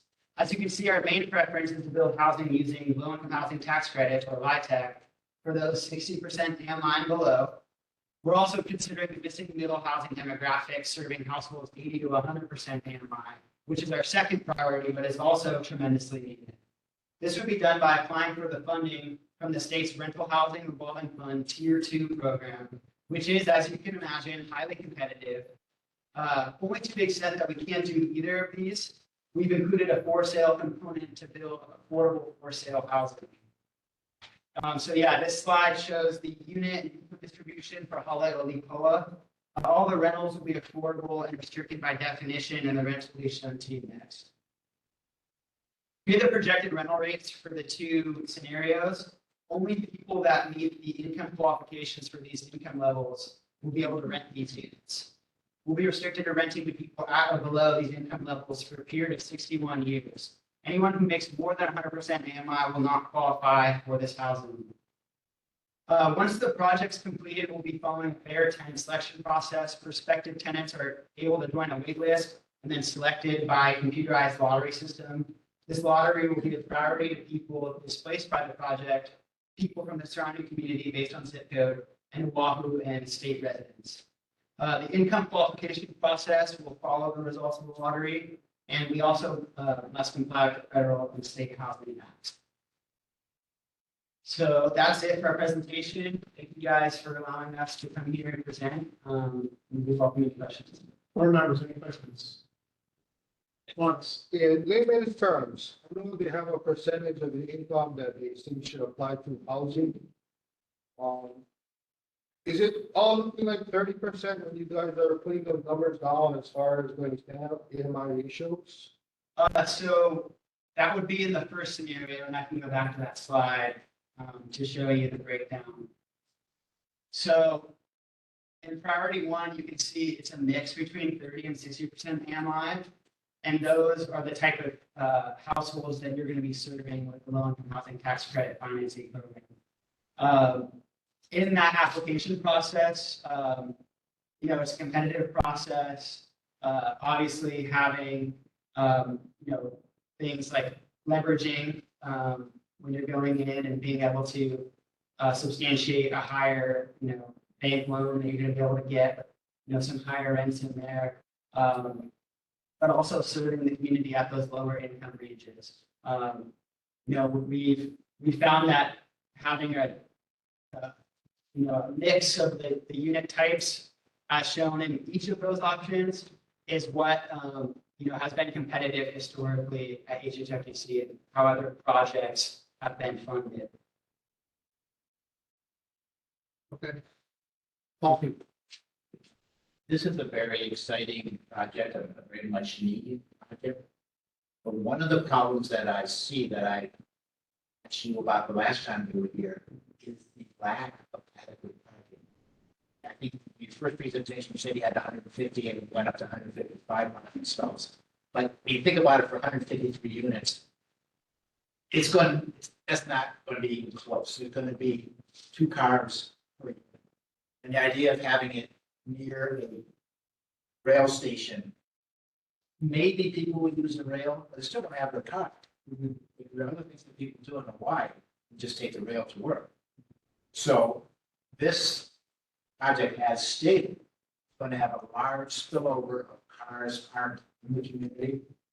Going to be a nightmare for people to get around in that area just due to lack of parking. I think we really need just to accept the fact that in Hawaii, most everyone has a car. It's going to be 2 adults at least per unit. Some of the 3-bedroom, they have more extended family. And anyone who's had a monster home in their area, there's lots of parking in these places. So this is a really needed thing. Really needs to have more parking or to not be a disaster for the local. Yeah, so that's a great point. I definitely agree with some of what you said, and taking into account what you said in the November presentation. We would love to park 2 to 1.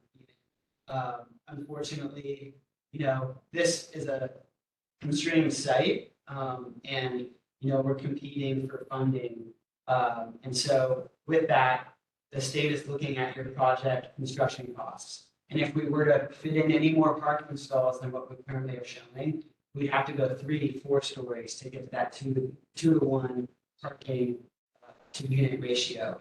And that would drive up the costs and potentially throw us out of the running for competitiveness on the funding side of things.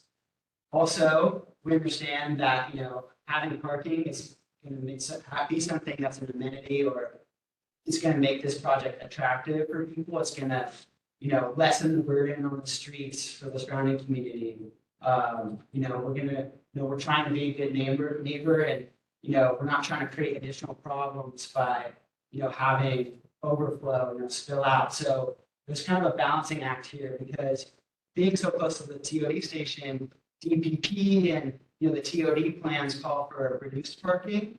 And so, we feel that same way too, that, people are gonna, want their parking stalls. Hopefully people can utilize this rail and be incentivized to do so, being so close and only having those, a 1 stall maybe per unit. But also it doesn't mean that, there might be some studio or 1-bedroom units that maybe that renter doesn't have a car. And so those available parking stalls will be offered to other households that need. I've seen different condo associations where they might have only offered 1 parking stall, so like the studios, for the 1-bedroom units. But when it came to like the 3-bedroom units, they offered 2. So I'm just making an observation there, but what is the current ratio to parking to units in the current environment right now? How it is currently with the amount of units there, the amount of parking that's. Yes. I'm not sure. I know that there's 74 units there, but 144 parking stalls? I couldn't tell you off the top of my head, but. Is that something you could find out for us? Yeah, I can. That's it. Just picturing it in my head, I think it is less than the 1-to-1 ratio for parking, but I don't have the exact number. It is surface level parking. It's not a huge parking lot. Can you let us know that? Okay. No, I still think that people, even though they'll be enticed, are still going to have cars.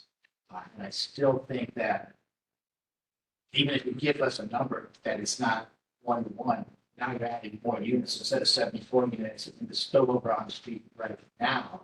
I you gotta have 153 units, so there's going to be 80 more cars going each street. Yeah, other ways that we're incentivizing reduced parking is we're having, I believe, 5 or 6 car share stalls reserved for tenants that, if they need a car, they can use a car. That's provided, and we'll be with the third party. Also be doing, full gamut of high school stalls as well. So bike transportation, bus transportation is going to be readily available as well. So we hope that helps too. One of the things that came up at the earlier was about the cultural awareness of the location. And so we did talk about that too. Days ago.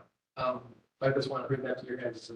So Ben, Yeah, no, I just have a request. I know initially when you folks came in November, you had committed to, engaging the community. We never got the notification about the town hall meeting. At last month's neighborhood board meeting, we were told it was going to be yesterday at Aiea to meet, and then the location changed, and the chair wasn't even notified. And so in moving forward, I just asked for open communication and Apple time to also we can actually reach. Yeah, and apologies for that date change. Aiea Intermediate unfortunately fell out at the last minute, and we had to shuffle and scramble to get a new date. And unfortunately, that was the only date we could get at Bottom Hollow Elementary. It was really tough to find a location over here that wanted to take us, that was available.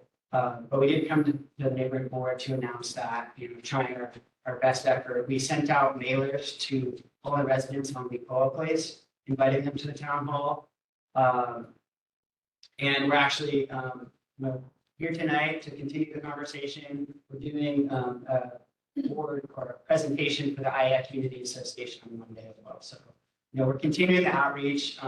We welcome community members that maybe didn't get a chance to attend the town hall or this neighborhood board to send us your comments or your questions. Our website is ekenakea.com. We have our email address on there.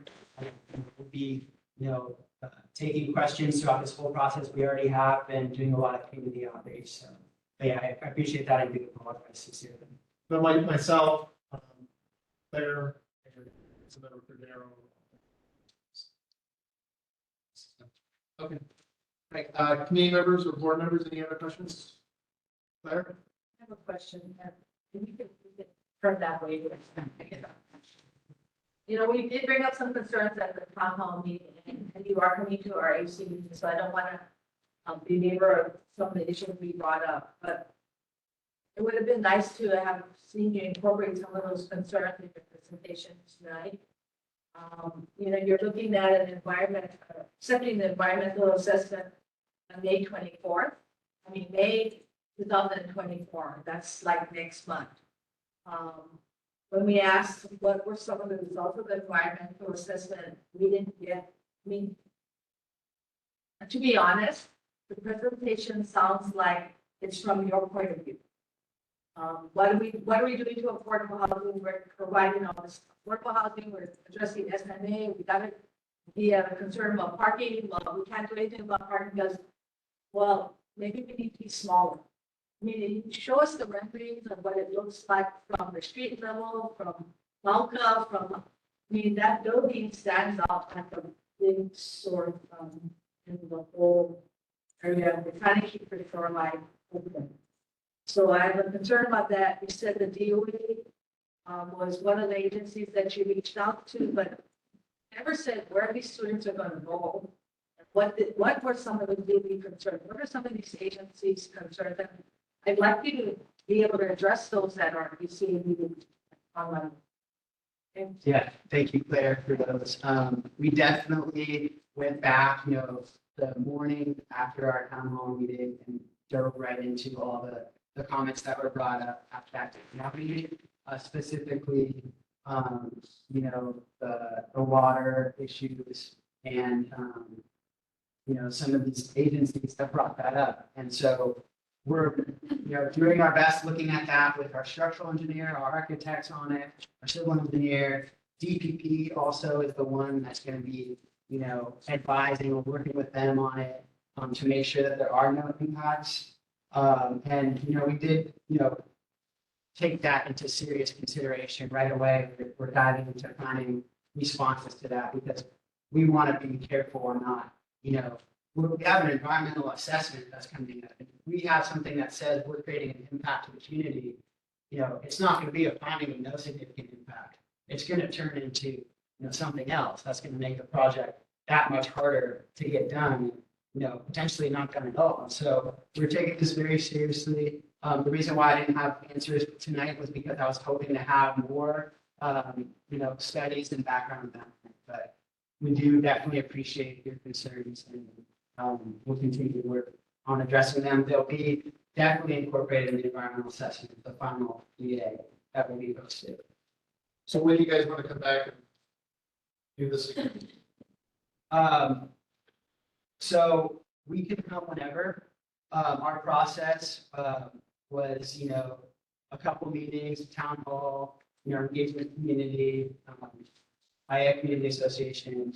But we're going to be, continuing to look at these issues to get the final EA completed with no significant impact, that we're anticipating. So pretty big, like maybe 6 months from now?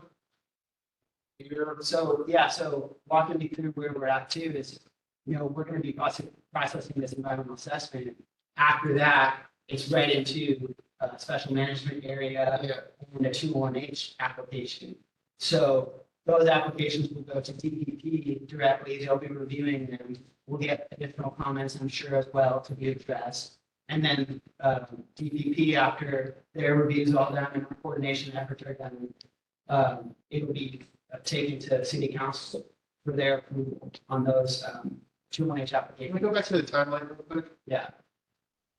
So we're anticipating all that City Council stuff to be taken care of in the summer and August. Because we know that there's time that DPP needs to review, and, City Council has their time as well. Drawing and plan submittal, that'll be to DPP. Yeah, so drawing and plan submittal would be, obviously following all the environmental improvements. That would be after our architects, engineers have all their plans, they submit them to DPP. We all know that takes about a year to process, so that's after we get our financing.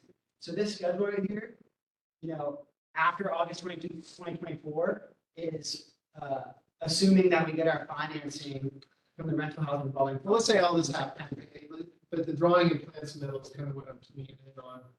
Is there a way, what timeframe would you guys look at to come to talk to us about that prior to that happening? Where our suggestions could be incorporated into that drawing and plan submittal. Yeah, if we get our funding, we can definitely come back to you guys because we're anticipating funding to be available September. If the state funds their housing volume fund tier 2 and applications historically. So what's the earliest that you guys would feel comfortable coming to the board here? January, February, March, that time before the plans are final and we send them. All right. How about we shoot for like a January 2025 with your guys' plan of what you guys want to do? That gives us, 3 months to where if we have suggestions or if we have some real heartburn about something, you can possibly change it. We can update you guys on where we're at if we're successful in the financing as well. Okay, cool. Is the board got any concerns with that? I think that's a good strategy here. I don't want to drive these guys in every 2 months. You good? Lawrence, you good? Okay. All right. Okay, cool. Okay, any other questions, comments? We gotta keep moving. Yeah. Well, I'll put it on the agenda. Okay. You guys good with that too? Yeah. Okay. All right, cool. All right, thank you. Thank you guys very much. All right, wine submit.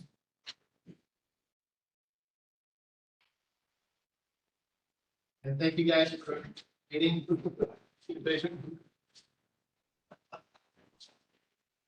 I don't know if you guys ever been to a movie, but this is kind of like we're trying to make things. So We'll be respectful of your time. I appreciate it. Thank you. Good evening, Chair of the Community Board, community members. My name is Dave Gomes. I'm president of Hawaiian Cement.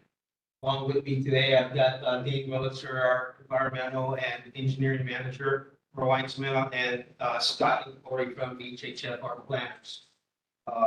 We'd like to thank you for the opportunity to come before you, talk a little bit about our project and what we got going on. And we're really here because we want you to know that we want to be good neighbors, first and foremost. And it's important to us to have that open line of communications with you folks. We are currently in discussions with DPP in regarding to some needs for our permit at our Alava quarry. And this is kind of our first step in the height variance permit and extensions that we're looking for a conditional use permit.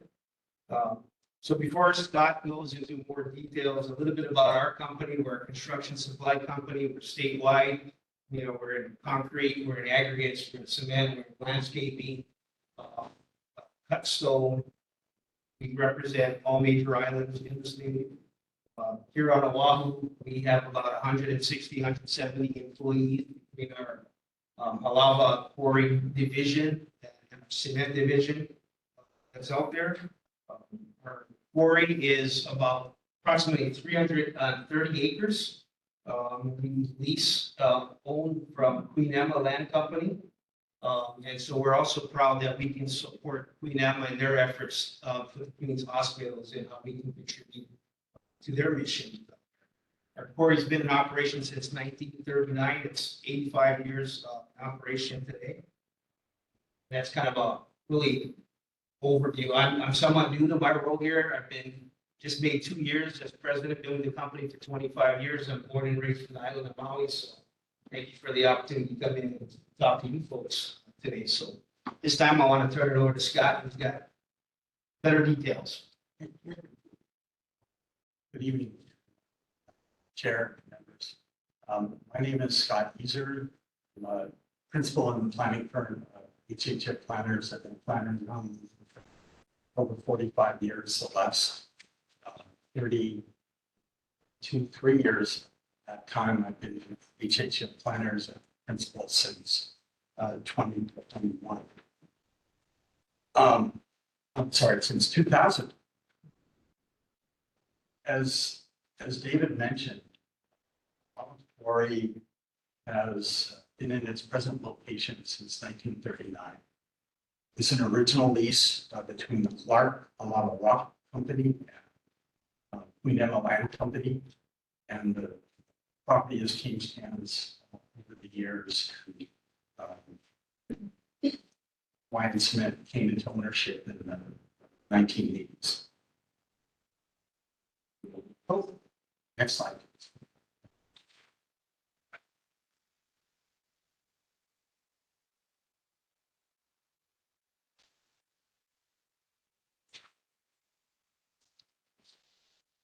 This map shows the location of the Alava quarry.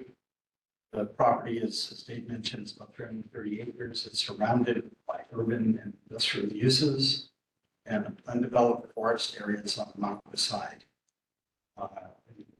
Each three, Lava Valley Street and the industrial park of Aiea Street.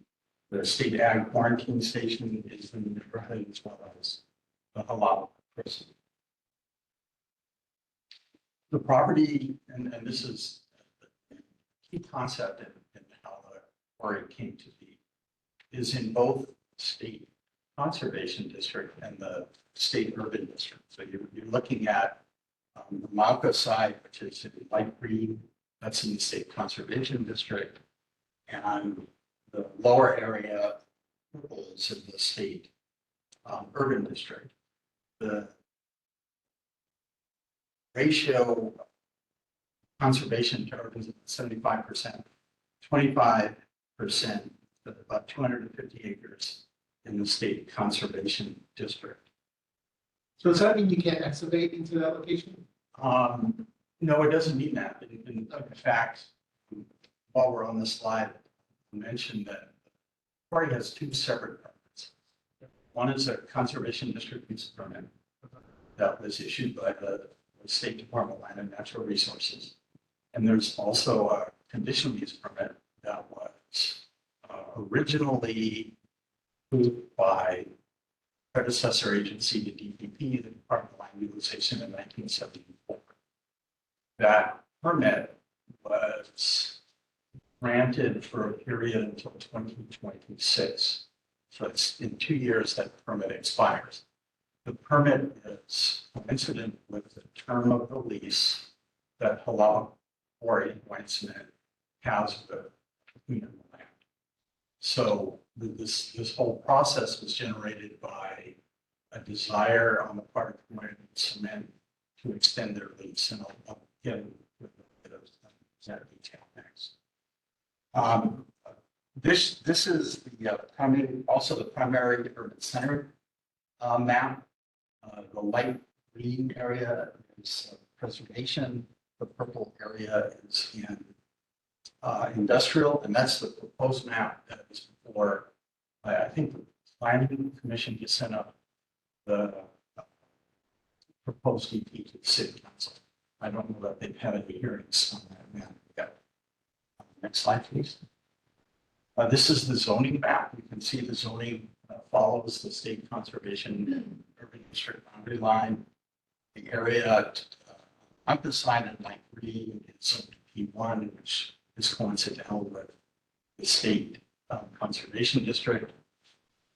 Interestingly, the lower area, even though it's in the state urban district, and it's designated for industrial development plan, is zoned active. And that's the digital zoning that goes back years and years. It's never changed to industrial. The conditional use permit was granted. It's granted under the Ag 2 zoning. So we're focused really on the area in yellow. And as I mentioned before, CDUP, the Conservation District Use Permit, is for the area on the mountain side, like green, and there was no expiration date given with the Conservation District Use Permit, whereas the city's permit expires in 2026. Is that normal? Do you have an expiration date? Yeah. It depends on the circumstances of the individual permit. If there's a lease involved, the city will not grant a permit beyond the period of the lease. So it's not unusual for the lessee to come in over periods of time as the lease is expiring for extension. In this case, Hawaiian Cement is in the process of negotiating right now as to the conditions of that lease extension. The purpose of the extension is to allow Hawaiian Cement to do some planning for the future and how to rearrange the property and come to terms. We never might want to do what's.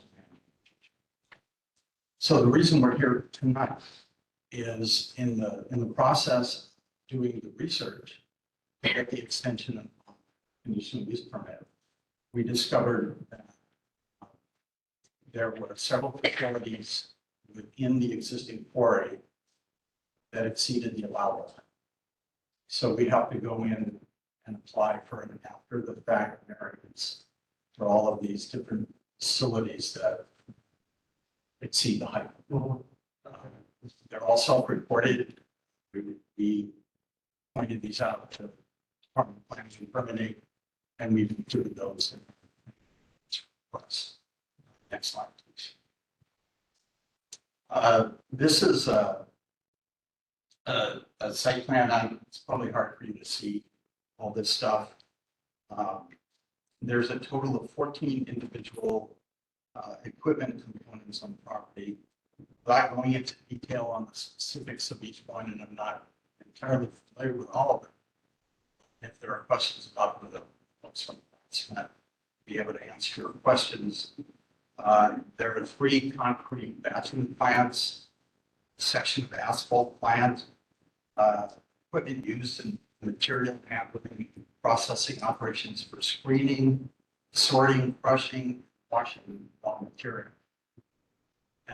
When I first got involved with this project, I had the opportunity to put on a site visit, and I learned a lot more than I ever knew. Quarries, crushing, it's quite fascinating. Next slide.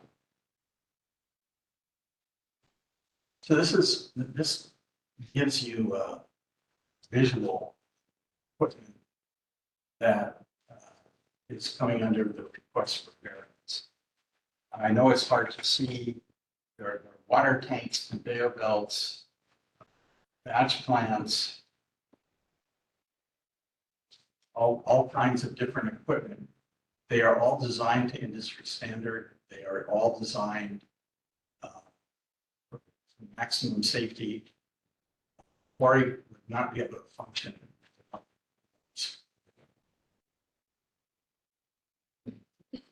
So in order to get the variance, there's a section in the city charter that identifies the conditions under which a variance can be granted. And the applicant has to meet all three of these conditions in order to have a variance granted.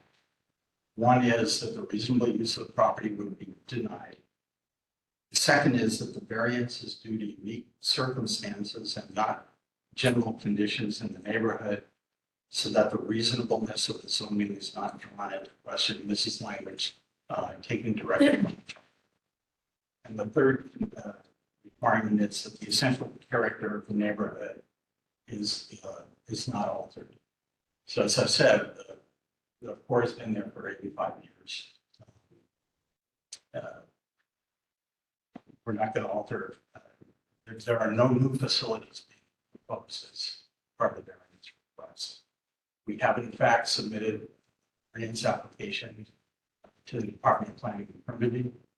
We have a tentative public hearing date of the 10th. Once we get that confirmed, we'll send you an email letting you know it should be in the next week or so that we have that confirmation. We did want to make sure that we came to the board in advance of hearing that was going to be. There's no requirement for environmental assessment or any other permit. We would be coming back to the board in the future as plans for extension. Quarry is working out. Comes into fruition. We don't have it.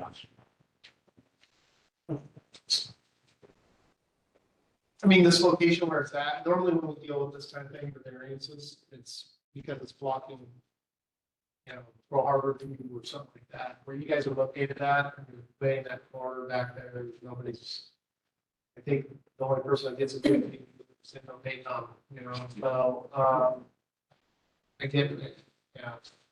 I don't know about you guys. I kind of would like to take a tour of that location and see what that actual operation looks like. Thoughts? I always ask. I got to know. Would you be able to host the board or members of the board to take a tour of that location, show us this actual building rather than just a picture? We can actually get a visual on them. Oh, yeah, absolutely. Okay. And can we schedule that before the May 10th? Yep. Okay. Coordinate with you. I do have some questions for you though, that probably not so much related to the variance issue, but it's more to other issues. How do you guys treat your dust suppression? You guys, what do you do? Water is a major one. That's our primary source of suppression. But I probably want to defer some of these questions to Dave Rolister, that can better answer the questions. Yeah, so, like anybody else, we're regulated by the Department of Health. Okay. So we have clean air permits, and we're actually, held to standards of opacity. In, like, for example, the crusher has a standard for it, a belt conveyor transfer point above the standard. How often does DOH come out and do you guys' inspections? They come out at a minimum once a year, and, sometimes, or most often, more frequently, 2-3 times a year. We're modifying some of our permits because we replace equipment and stuff, so they come out for that kind of stuff. Any kind of neighbor complaint would generate an inspection, and there have been a couple. We try our best to address those complaints. and satisfy the neighbors. Yeah, I mean, because that's one of the things I get hit on actually from constituents down in the Halava Flats area, along with also in the lower Halava Heights area, is the dust issue. And so I get a lot of places. I live in Halava, and I get dust. I have a gray dust that goes back there. And I understand. It's not, I'm not one of the ones. But I get it. And that's the reason why I'm asking. Is what are you guys doing? Because that is kind of a concern for some of the residents. So look down way. Yeah, and we're very open to the residents contacting us directly, and, you know, we'll try our best to. Well, the residents have been there probably half the amount of time that the quarry's actually been in business itself. And so they've kind of gotten used to it. It's like, it is what it is. But that doesn't mean that we try to not do due diligence when it comes to dust suppression and things like that. So one of the things, if you guys do invite us, that'll be one of the things I'm going to be looking at. It's like, show me what you guys do when it comes to that kind of activity. Because when we have new construction, when we have new buildings, that's one of the key things to focus on is the suppression of dust and dirt and things like that, and how it will impact the spring. Any board members, any other questions? And as far as the variance, if they approve the variance, will they increase dust, water discharge, or pollutants, or should be the same? It would stay the same. The variance is only for facilities that currently. Height. So it's only for equipment height. Correct. The board has to approve the height variances. No, it's actually the department director. Or do we, how do we do, what's that? Oh, no. Oh, Don't we have some say in the height variances? I thought we did. For your state. Yeah, okay. So what is the difference between the current and what you're asking for? there is some difference. Yeah, As far as the height. This is all retroactive. Okay, so some of the underlying zoning district, because it's ag, is the height is 25 feet. That's the height. So the heights for the equipment vary that are subject to the variance from 28 feet to 90 feet. And those are some of those conveyor systems. And so the variance will be asking for between a 3-foot and a 65-foot variance above it. But if you've been operating so long and you're operating at 90 feet, it wasn't in compliance for whatever number of years. As I said, we were processing the research for the variance for one piece of equipment. We discovered all these others, so we saw the point. Okay. I want to thank you guys for helping out the construction industry on the wall. You guys are doing a great job. How many, Get the construction happen. how many quarries are there? There's 3 quarries on the wall. Including these. Correct. Any other questions from the board? I'm going to open up the community. Meeting members, Claire? Hi, so I just have a couple of things. You mentioned initially 14 pieces of equipment, but I think I only saw 12 on your slide at 12. Either 12 or 14. It's 14. 14, but so 2 of them were not on the slide. And the little arrows, but you had plotted up. Yeah, that's what it. Okay, well, so, okay, you're not proposing, when you look at, placing any of these equipments in the future, or is it pretty much, that's what's going to be there, and can you probably speak to the fact that, and this would help your case actually, to the fact that in the industry, that's the height of those things? Answer your second question, yes, in the industry, that is the height. In terms of new equipment, once white cement was negotiated, leases and it was future plan, how we're to operate. And the thought is at that time, there would be a need to come in with consumers. And that they'd have to go through a process of hearing. And that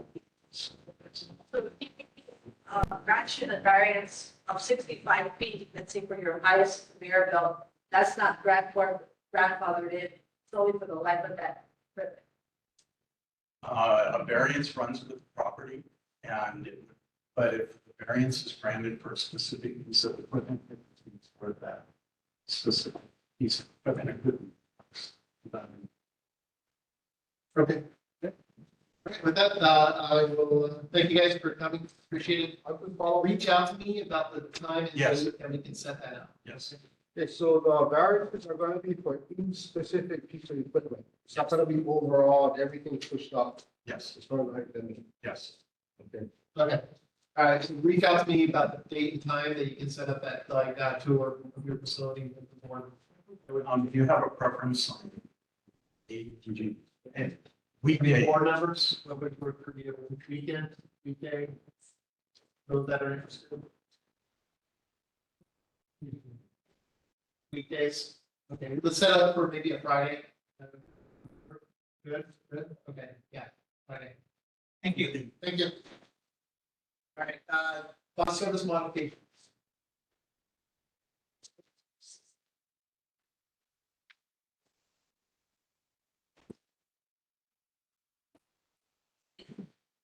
Good evening, everyone. I'm Ken Gang. I'm with the Department of Transportation Services Bus Operations Section. Starting Sunday, June 2nd, 2024, Route 11, Aiea Heights to Honolulu will be discontinued. To accommodate the riders of Route 11, we will have Route 551 and 552 having service every 30 minutes instead of 1 hour. And Route 1L will be routed via Salt Lake Boulevard, Williamsville Drive. This is done primarily because we want to reduce redundancies in the routes and the trip planning and the service. It helps facilitate bus operations and also to reallocate resources. Other than that, if you look into the rider alerts, we will be posting this on every bus stop. And we'll be notified, everyone will be notified with a mail out. So everyone that lives in Aiea and Halawa Heights will be getting one of these in mail to be notified. Other than that, waiting your questions. Board members, any questions? Certainly. Yeah, I noticed the discontinued bus stops. But are you going to add new bus stops? Well, these bus stops are primarily for Route 11. Yeah. So the 551 and 552, they're like circulators. So they're going to go up that direction. They only go in one direction and come back to that direction. So the riders that live there will be serviced. It's just those bus stops primarily are good Route 11 only. So they have to be discontinued. Thank you. Yes. Of that Route 11, you know, it's pretty popular. A lot of people are used to seeing that. So what is going to change in that since you're eliminating? Yes, ma'am. So before we considered discontinuing, we looked at the ridership and the data, and we see that there are some ridership for Route 11, but the 551 and 552 already goes to the directions that these riders are taking them to. And then to facilitate that, instead of waiting for an hour for Route 11, which comes only once in every hour, they can take the 551 or 552, which comes sooner. So to get to their destination, that's what we have done to accommodate them. So those two, 551 and 552 duplicate the Yes. area that 11. Most of the areas where Route 11 would go. The only thing is that it will be discontinued going into town, to Honolulu. But we have other buses that already go to Honolulu. So riders will just have to transfer. At the Halawa station? At Aloha Stadium. Yes. Right. Board members, do you have comments, questions? Community members? Okay, all right, thank you. Thank you very much. Yes,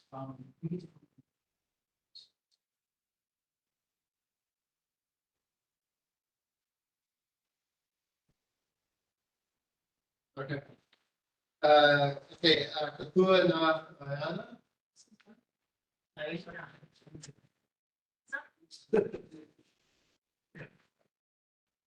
Hi, this is Mikey while I'm speaking. Hi. Ina. Hiding here. All right, can you all see and hear me okay? Yes, we can. Thank you. Great. Is it possible for me to be able to screen share? I don't know if that's already. Yes, you can. Okay.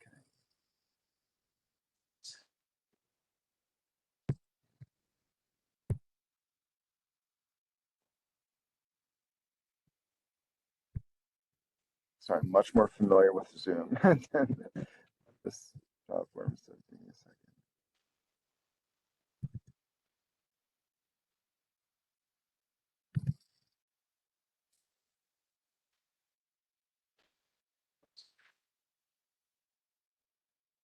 Having a hard time finding.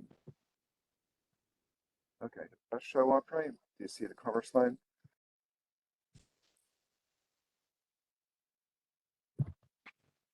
It's good. Okay, great. Thank you for that feedback. Okay, so mahalo for the time here. Representing Aiea, which is a statewide organization formed about 1.5 years ago to help communities around the state that are dealing with issues around waste and energy technologies that are harmful to communities. And I'll be presenting specifically about a proposal on Oahu to take the trash incinerator ash from the H Power trash incinerator in Campbell Industrial Park and to use it to build roads around the county, which would take what is normally going to a landfill, which is toxic material, and spread it around in ways that can expose people. And that is why we're so concerned. So here's just an aerial I took of Campbell Industrial Park. You can see there's obviously a lot of industry concentrated there, and the trash incinerator is one of the larger polluters on the island and in the entire state. And it's actually one of the largest trash incinerators in the nation. H Power is actually a creative acronym that we don't have to read out, but that's what it stands for if you were curious. And it can burn up to about 3,000 tons per day of trash. It has 3 burners. 2 of them are fairly old. They are a refuse drive fuel type, which means they pull out the gas and metal that don't burn so well and then burn the rest.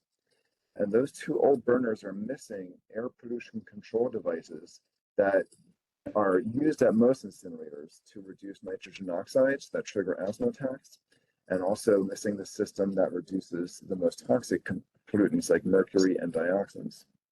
But on the 3rd burner, the newest one that was built in 2013 or put online in 2013, they have those controls, which means that to the extent that they're pulling some of those toxic chemicals out, they're putting them into the ash that we'll be talking about.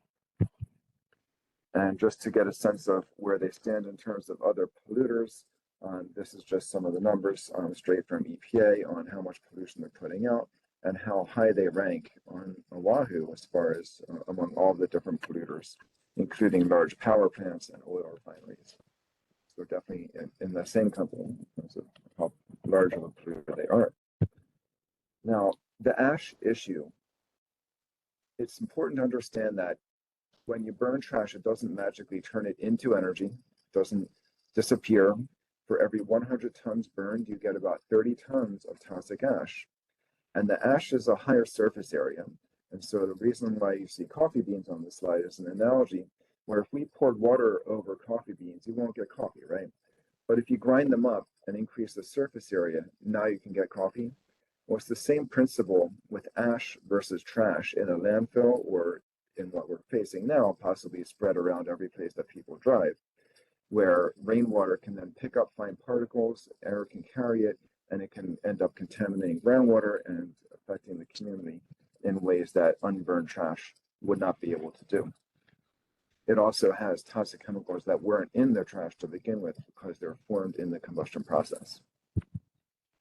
Now, some other countries classify incinerator ash as at least the fly ash, which is the fine particles that get caught in the pollution control equipment. That is often categorized by other countries as hazardous waste. However, in the US, they allow that fly ash, which is much more toxic but not as voluminous as the bottom ash, which is about 90%, and also toxic but not as dangerous.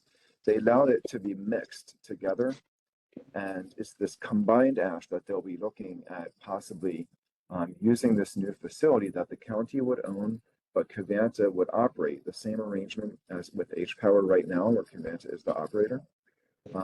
Covanta would be running this plant to take metals with ash on them, the metals having not been burned at the incinerator, because they're just not high enough temperature to melt steel and such. So they'll be recycling those metals, but also recycling or reusing the ash to put into asphalt, which is the concern that we have in terms of people being exposed. Now, this here is Covanta's webpage on what they call the TAPS system. This is a system that is what is already being used in Bucks County, Pennsylvania, and that's the one other major plant that they have of this type, and it's being looked at by the city and county of Honolulu as the model for what they will be doing on Oahu. And it actually here mentions that they call it Fairless Hills, Pennsylvania. That's where the location of that plant is. And this just talks a little bit about that process from the perspective of the company. And there are bills that we had, one that basically wasn't even given a hearing in the state legislature in recent months. There was also a resolution around it that didn't get anywhere, unfortunately. But this is a copy of a similar resolution that is being shepherded through the Democratic Party to support the idea of regulating this ash appropriately and not letting it get spread around everywhere that people drive. Now, I won't try to read this to you, but I'll just pull out a few talking points in here that are important to understand. One is that under the old standards, this goes back a few decades now, but before EPA changed the test for whether incinerator ash is considered hazardous waste, the fly ash would qualify over 90% of the time as hazardous waste. The bottom ash about 36% of the time, usually because of lead and cadmium, which are quite toxic, leaching out. And because a Supreme Court decision said if the test hazardous is hazardous, you can't just categorically call it non-hazardous, which EPA was doing, then they changed the test so that it basically never comes up hazardous. However, it's still the same type of toxic metals and dioxins and other materials in that ash. This is just part 2 of that resolution, is pointing out that when you transport the ash, when workers are working with it, when roads are built with it, and when people drive over it and fine particles are eroding off of those roads, people are getting exposed. And it basically is turning, instead of having one centralized landfill, it's basically turning roads into linear, unlined landfills that have no protection against the, to protect the groundwater, and no caution signs for workers or the community in terms of metals or dioxins that can be coming off of those roads and exposing people.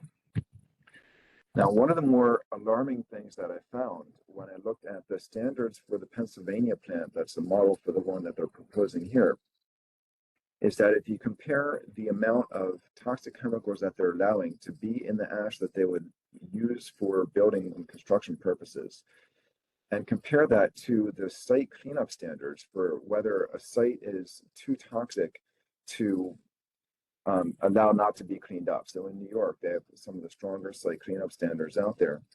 And what I found was that for all the chemicals, that there were numbers in both New York's cleanup standards and the Pennsylvania standards, that the standards being allowed to be used for whether ash could be reused are far more lax than what in New York would trigger them saying this site is contaminated and needs to be cleaned up. Yet in Honolulu, you're looking at the possibility, if Pennsylvania standards are mimicked, that you can have twice as much arsenic, 19 times more cadmium. I won't read down the whole list, but you can see like 8 times more lead. That's pretty startling to think that what in New York would have to be cleaned up, Hawaii would be deliberately putting onto the ground with no liners to protect groundwater or the community. Now, Also, looking at that plant in Pennsylvania, I found that there was. Yeah, Sorry, just am I stop. out of time? Yeah, just let me stop you for a second. Do you Sure. have the numbers for the Honolulu site? Because, I mean, you showed us Pennsylvania, you showed us New York. Where's Honolulu? The proposal in Honolulu doesn't have any permits yet, so there are no comparable regulations to compare to. But as soon as there's a permit application or a permit being issued by the Department of Health, I'll be Hold able on, to but make a signature. there's already an incinerator, right? Right, we're not talking about the incinerator. That is already operating and has permits. We're talking about a separate facility that would be built by Cavanta but owned by the county. That would be pretty much adjacent on the same property. I'm not sure if it's adjacent or like a block away, but it's very close to the incinerator location. And that's the separate facility like the one that they have in Pennsylvania, where they'll be processing the ash, pulling metals out of it to recycle, which is not a big problem, but taking the remaining ash and then trying to build roads with it, which is much more of a problem that I'm talking about. Okay, thank you. Okay, just continue, please. Sorry. No, no problem. Thank you for that question. So one of the things I found when I was just looking into the track record of the Pennsylvania facility, I found a complaint where the caller was reporting that dust was crossing over property lines. No water suppression was being used by, I think RP stands for responsible party in this case, to keep dust down, and dust is covering automobiles.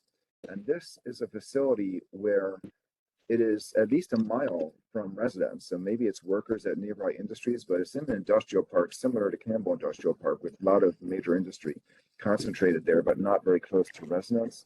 And you still saw these kinds of complaints coming in. They also had a violation of water quality laws. The WQM here is the Water Quality Management Permit. This is straight off the state's website where they're talking about that violation. They also had a violation of solid waste management laws, multiple violations of that, and they actually were caught multiple times operating without a permit. And even after they got this one violation, a month later, they're still continuing to operate without a permit. They got 2 more violations for that. And this here is just where you'll see they got $100,000 fine for some of those violations that they received. And this is the same operator that we'd be looking at having to operate the plant in Honolulu. And sorry, this is the same one. I meant to have a different slide. I must have pasted the wrong thing there. But I'll just leave it there and happy to answer any questions. Yeah, as you know, we've had our hands full with environmental issues lately, the last couple of years. It interests me in the fact that this could be another problem. But I kind of like, I understand where you're going with this, but until we actually see the numbers here, it's kind of hard for me to sit there and start waving a finger at somebody when they haven't had an opportunity to try to do it right, So with that, I'll open up to the board. You guys have any questions, regards to this, concerns, comments? Here's my one question. Or do you have anything that you're pushing forward that you're asking for support on, or you're just kind of sharing generally the things that you found, or things that do you have an ask or?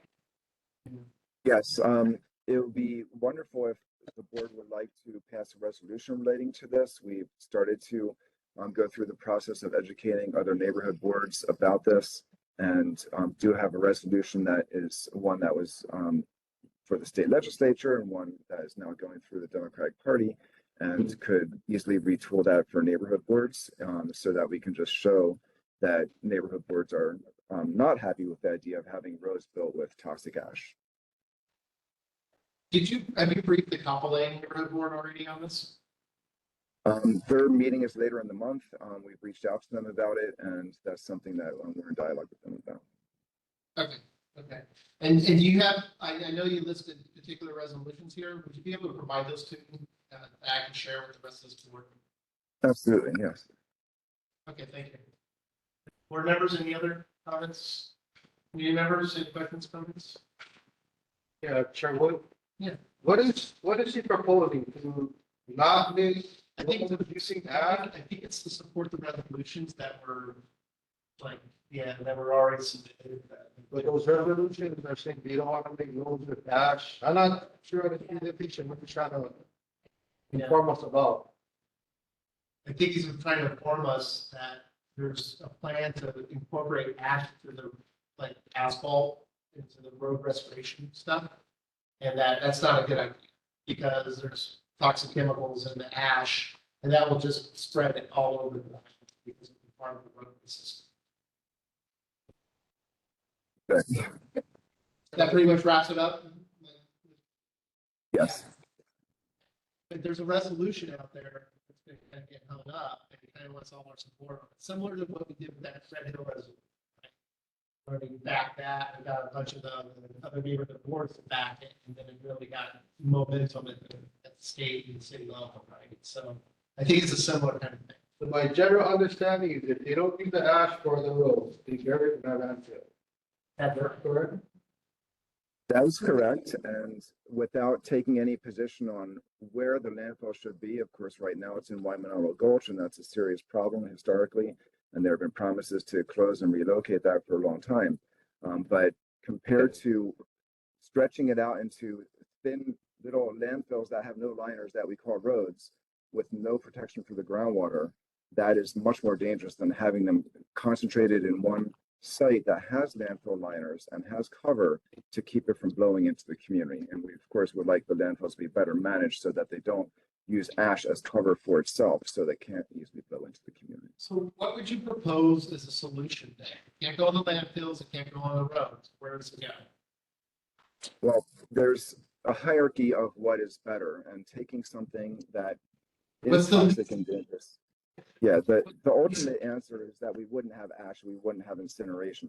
But That's for not as long gonna as we do, So well, what's the least? that it eventually will happen. It's just a matter of how old this facility is and whether anyone will put up with the new one being built. And it's a very unpopular technology. However, while we do have incineration, it's still better to have it in a lined landfill with cover material that is not ash, so that it's protecting the community as much as possible rather than spread it around more. I mean, I think it's best that if you offer some solutions, you know, to this problem. We know that there's gonna be incineration. I mean, the landfills are just gonna fill up, and we're on an island. We don't have a lot of space. So, and one way to get rid of it is to incinerate it, and it reduces the amount by 60%, right? 66%. So I think that having a solution in place and briefing that solution, is something that I could probably get on board with, right? But if I don't have a solution in place and all we're just saying is don't do this, that's kind of a hard thing to say, to back, right? So. Sure. Yeah, it's a larger solution, and there's a separate resolution that's been brought onto the Democratic Party, and I've had in other forums as well, around zero waste, which is really the ultimate answer is reduce, reuse, recycle, compost. You reduce the amount that has to be landfill by doing all the right things instead of burning, which just makes it more toxic and puts a lot of it into the air. So if you're interested in that resolution as And well, that- to pair them up, that would be great. Been striving for 40 to 50 years now, and I don't necessarily know if we're any further along. We probably are more than the 70s, I guarantee you that. And that's not going to be something that's going to happen tonight. So what's the difference? Yeah, it's a different solution. It can happen much more quickly than waiting decades. It's just that a lot of places don't move very quickly, but there are communities that have and solutions that have proven themselves to be able to be implemented within a few short years. Okay. So we did test our landfill, and according to what you're saying, our landfill is producing all of those contaminants that were in your slide. The landfill is not producing them. It's where they're ending up. The incinerator is producing them. And that is what makes it so much more dangerous than a landfill, in that you have a lot more pollutants coming out of that smokestack than you'll ever get exposed to if the waste was going directly to a landfill. And that's been documented in multiple studies, including one for the county of Hawaii that's specifically looking at the H-Power incinerator. Sorry. Chairman, I gotta jump in. We're getting a one-sided view from someone questionable credentials. We don't have all the scientific evidence presented on both sides. For us to look at a solution based on one person's opinion it's not appropriate. You need to have a scientific presentation with both sides of the argument. People say, this is acceptable, this is not acceptable. I don't care what New York and Pennsylvania has, but in Pennsylvania is worse than New York, we should go with New York. Based on what criteria? I'm a scientist, I want to see a good presentation before we jump to a solution, like, oh, that level was toxic. Based on whose opinion? And are there dissenting opinions? So for us to jump on, I'll I'm insulting, but because of just one person's opinion, I want to have all scientific opinions from both sides before we can make any intelligent movement on this. After that, I'm so sorry. There's like Yeah, no, we're getting ready to get on track. Okay, Lawrence, anything else? well, I wondered, his presentation was kind of above my understanding, so I wasn't sure what he was trying to present, so I was trying to get more information, but I'm good, thank you. Okay, thank you, sir. Thank you for the presentation. Appreciate it. Okay. We're going to move on to the resolution opposing Senate Bill 3202 and House Bill 1630. I'm going to ask that we table this to another meeting because I don't think Tracy on. No. Well, we're going to table this, okay, to the next meeting. Is it possible for you to provide us copies so that we know what the bills are? Yeah, I can. Chair, this is Russell speaking. I don't think you have time. This is going to committee, conference committee, and they're going to act this month. So I think if the board is going to act on this, it's got to do it now. Okay, do you want to talk to it then? I think this was Tracy's thing. And do you want to talk to it? I can, I can explain generally what I understand about the bill. I think it had allowed the single family units as I think it was as small as 5,000 square feet to be divided into separate or subdivided into lots as small as 2,000 square feet. That's the land area, and then the structure would be within that area. And I do know that I understand that the House amended certain provisions out, so I'm not familiar with the current version, but the original version did allow subdivided lots of down as small as 2,000 square feet.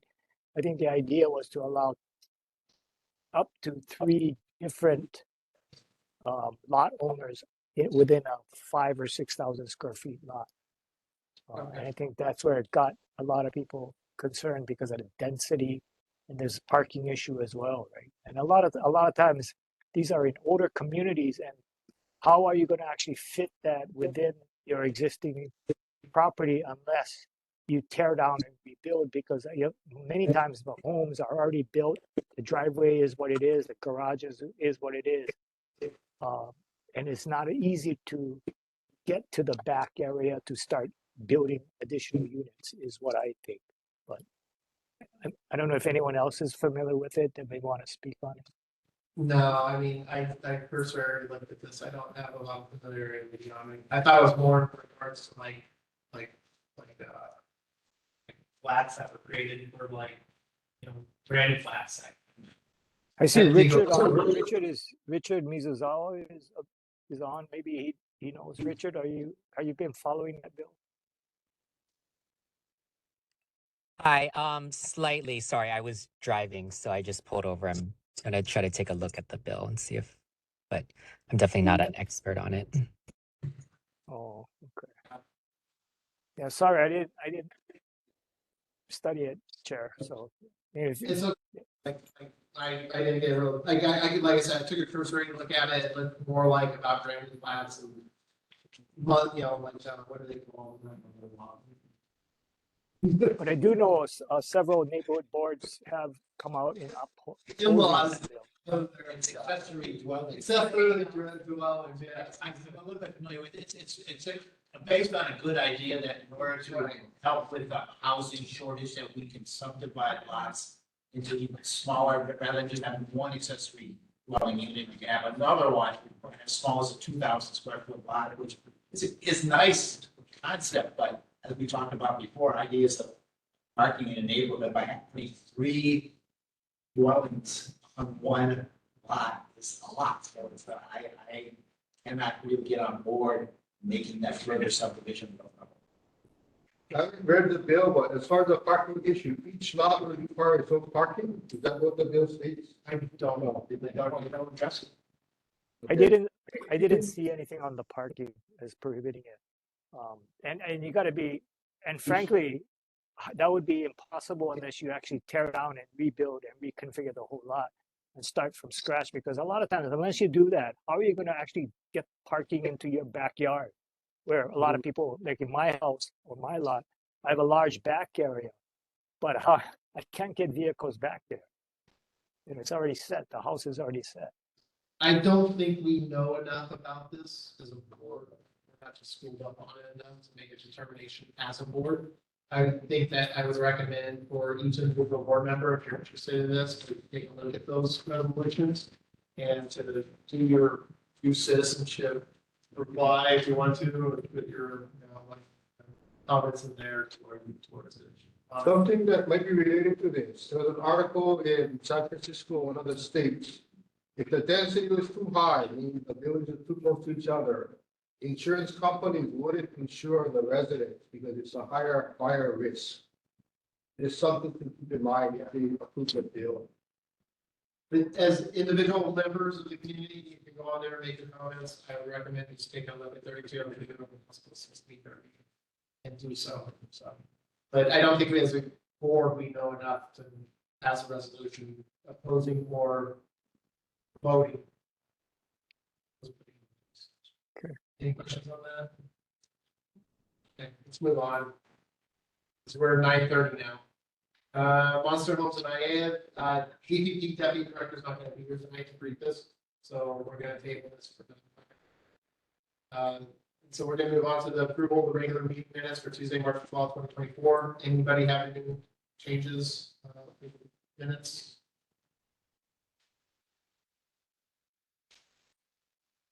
No changes?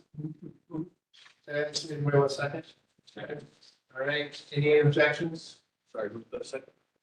No. Okay. Okay, no objections, okay, minutes for, Tuesday, March 12th, 2024. That's as written. Okay, motion to establish new committees, designate chairs and add members.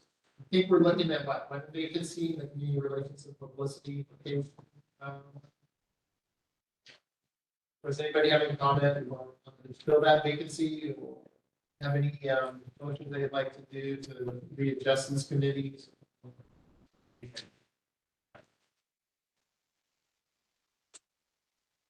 Okay, nothing heard, so we'll leave it the way it is.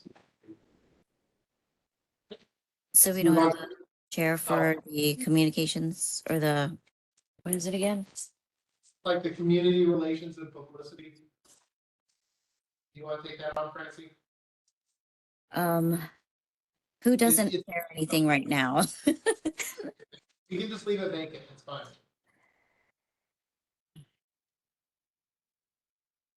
You good? Did any of the newly added members want to join any committees? Nobody spoke up, so. Okay, you good? Can we move on? Yeah, move on. Okay, thank you, Dan. All right, residents' community concerns. I don't remember what it was anymore. Okay, nothing heard. All right. Let's move on to the elected officials' offices. Governor Green's office. Aloha. And members of the public, I'm Janelle Saniishi, representing the governor's office. Following up on board member Tsuji's question about his concern about Maui wildfire recovery and the concern that the state was paying for insured losses. I did check with the Department of Commerce and Consumer Affairs, which has the insurance division in there. And they advise that most of the individual assistance programs are coming from FEMA. So homeowners, renters, they go through the FEMA assistance program. And by law, FEMA cannot provide benefits for losses covered by insurance. So they have to apply for their or submit their claims and then collect whatever coverage they have from their insurance companies. But if the insurance company takes more than 30 days, then FEMA can step in and help them. However, whatever assistance they provide has to be returned to FEMA once the insurance company pays pays their claim. FEMA can only provide insurance for people who have an insurance settlement. So they can cover things that the regular insurance would not cover, and they would have to work that out with FEMA. So I did also check with, and DCCA reports that as of April 1st, private insurers have paid out over $1.2 billion in property and casualty claims. And they say that in their work with the relief agencies, they demonstrate a conscientiousness in avoiding duplication of coverage provided by insurance companies. Moreover, they're diligent in ensuring that any relevant insurance proceeds are properly allocated to offset urgent expenditures. So, and also the Department of Attorney General also said they may provide assistance for emergencies, like if there's a boat in the harbor that is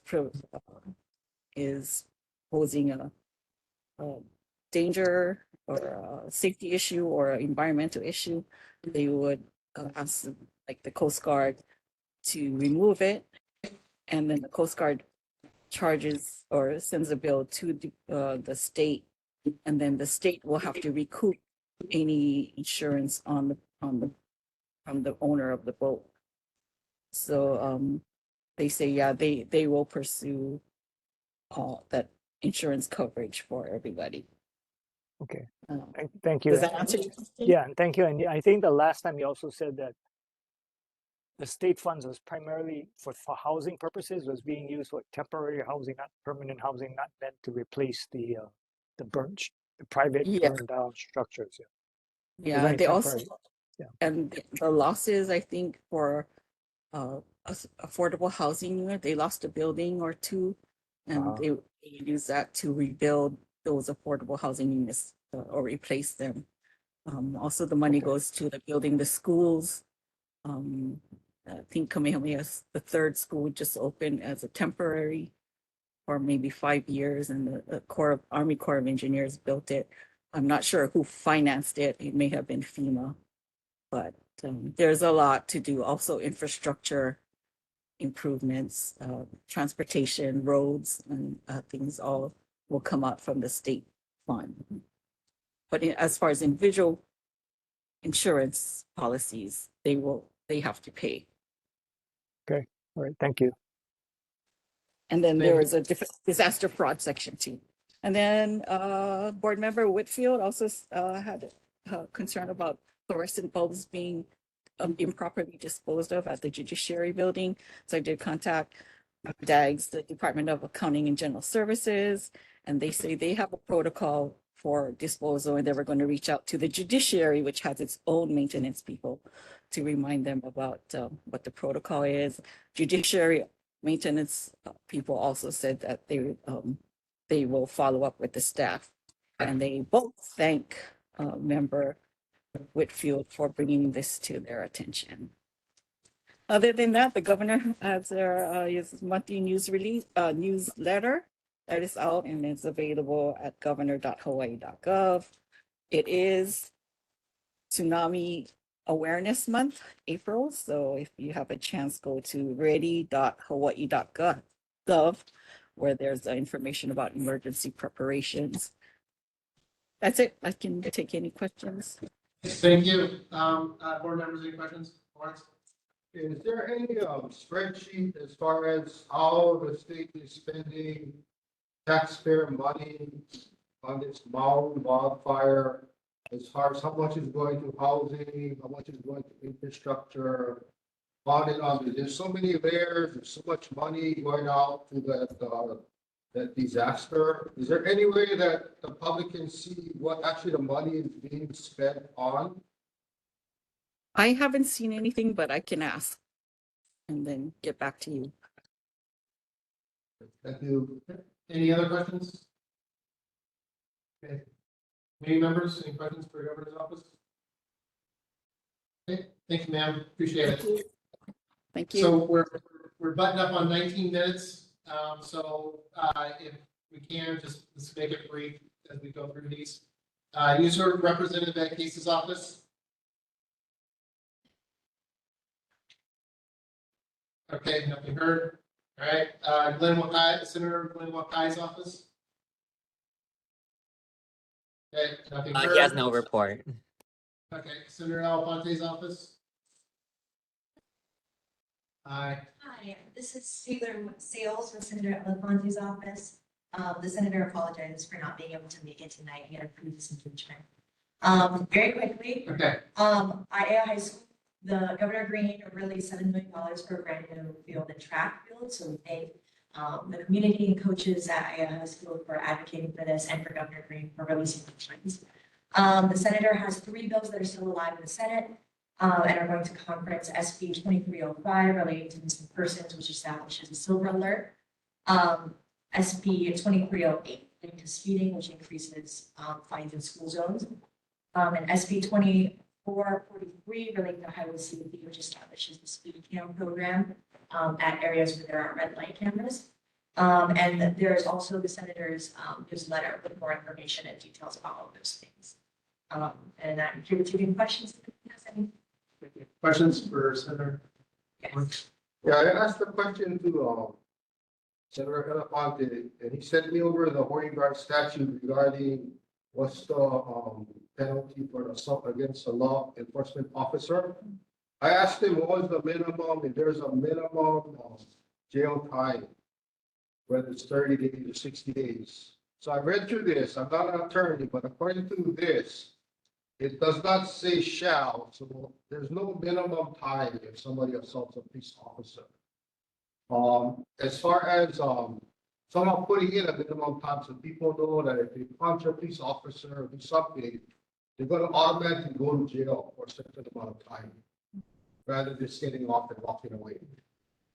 As far as I'm just a community member. As far as on my part, what can I do to try and make sure that something like that gets put on the floor so that it can be looked at? So what I would recommend is to contact Senator Alfonte or about what you're kind of thinking in the interim so that you guys can work together on something for your next mission. Get introduced. But keep in mind, I'm not an attorney, so I know certain words are stronger than others, but when I read through this, it says definitively that it does not say shall. So once you do not have shall in there, it's up to the judge. They can just let the guy go on probation. But I just wanted to make it a little bit stronger because the way law enforcement is now in Hawaii, a lot of people, they don't have any respect for law enforcement. And it's not like the olden times where people did have respect. Because I just wanted to see how it can be done so that we put in mandatory jail time if anybody assaults a law. So what I would recommend, Lawrence, and this is why I've done Senator Alfonte, if I, like, for example, that net zero water. Reach out to him, he got in contact with his chief of staff. I provided his chief of staff with some of the links, some of the verbiage. And they've actually developed a bill that's on the floor now. So if you're interested in doing something like that, just, that's the way to work. And then they will get the lawyers to be sure things are right. Yeah, we have an office that specifically handles like the verbiage and things like that. What I would also do is, just to make it easier and do exactly what you want it to do, I would recommend finding other states that have this kind of provision and things like that, and also send that. Yeah. To us, so that we are all. Okay, I got a political thing, but I understand. Thank you. Okay. Community members, anything for Senator Alafonte's office? I see a hand up. Hi, Chair. Thank you. Thank you, Chair. I have a question for Senator Elefante. I know he's not there, but there's a bill, SB 2487, which is decriminalizing marijuana, which Senator voted for, and yet he voted against SB 3335, which was legalizing marijuana. So I guess I didn't see the consistency there, and I just was wondering if Senator Elefante could sort of explain. I can't speak on behalf of the senator as to why, you know, he makes the decisions that he makes. That's only for him to know. What I can do is maybe if I can grab your email or something like that, and then we can try to get back to you. Or you can ask that question when it's here, because we usually here. Yeah, it's usually here. He really is. He's here all the time. Just, you had a conflict. You want to save that question for next time? Yeah, the session is in, you know, it's gonna be ending before the next meeting, so I guess I'll call his office and contact him directly then. I believe that the senator's newsletter is in the Google Drive, which has all of the office number, email, all that jazz. All right, thank you. Okay, thank you. All right, any other questions? Okay, nothing heard. Thank you. Thank you. Okay, Representative Ichiyama's office. Repetitively. Yeah. Okay. Representative Timau. Okay. Heard. Okay, Representative Kong's office. Heard. Okay. Mayor's office. Good evening, Chair and Board. Haku Mellis, Director for the Department of Design and Construction. I'll make it quick. Mayor's newsletter, bunch of different highlights. I will put the link in the chat. It's oneoahu.org/newsletter.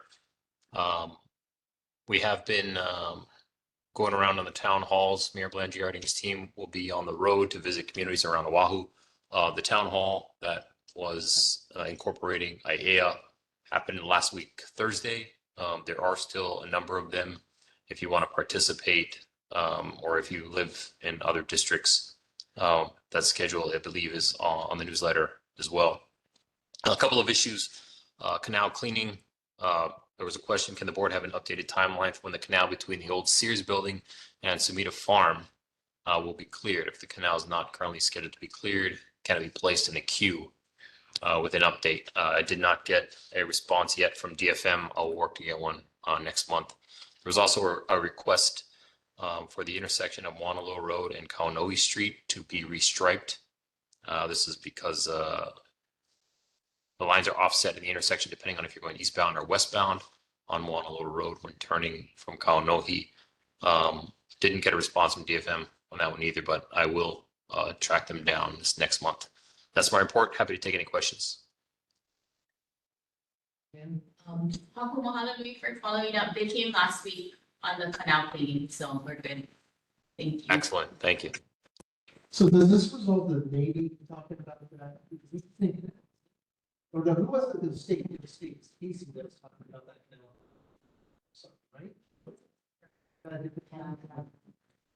Okay, board members, any other questions? Last meeting, there was a resident that had a concern about speeding down Aiea Heights Drive. And there was, someone's gonna get back about the possibility of putting a speed bump down the dangerous areas on that road. Yeah, so that was shared with DTS, Department of Transportation Services. I think they are looking for the specifics of exactly where that happened. I know it's Aiea Heights Drive, but kind of a closer adjacent road would be helpful to know exactly where the issue is. But they are looking at it. So I'll get with Chair Wood, who sent me an email a couple of days ago that I apologize if I didn't reply to, but I will send follow up on that. Thank you. Thank you. All right. Community members, any questions for the mayor's office? Okay, all right, moving on. Councilmember Kimoto, thank you for coming.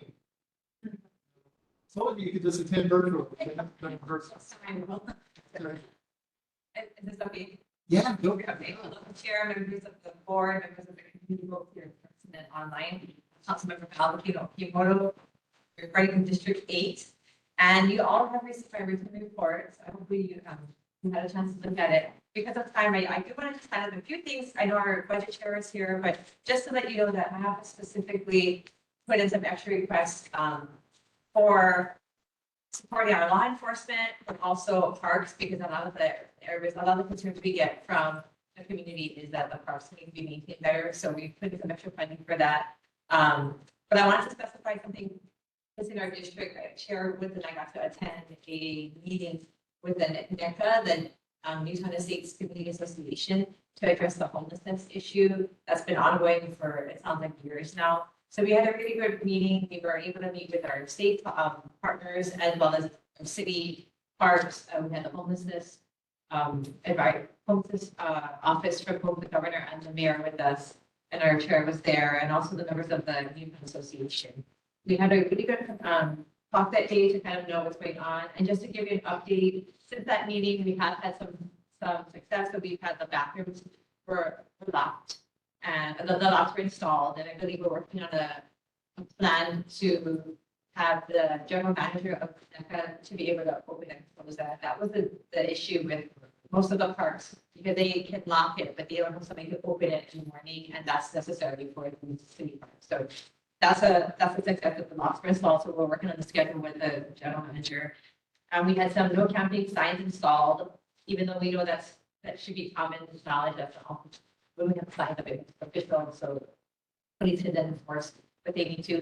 The water fountains are capped, so you can't take showers with the water fountains anymore, which is happening. The homeless people there were tapping on hoses and connecting it into the park.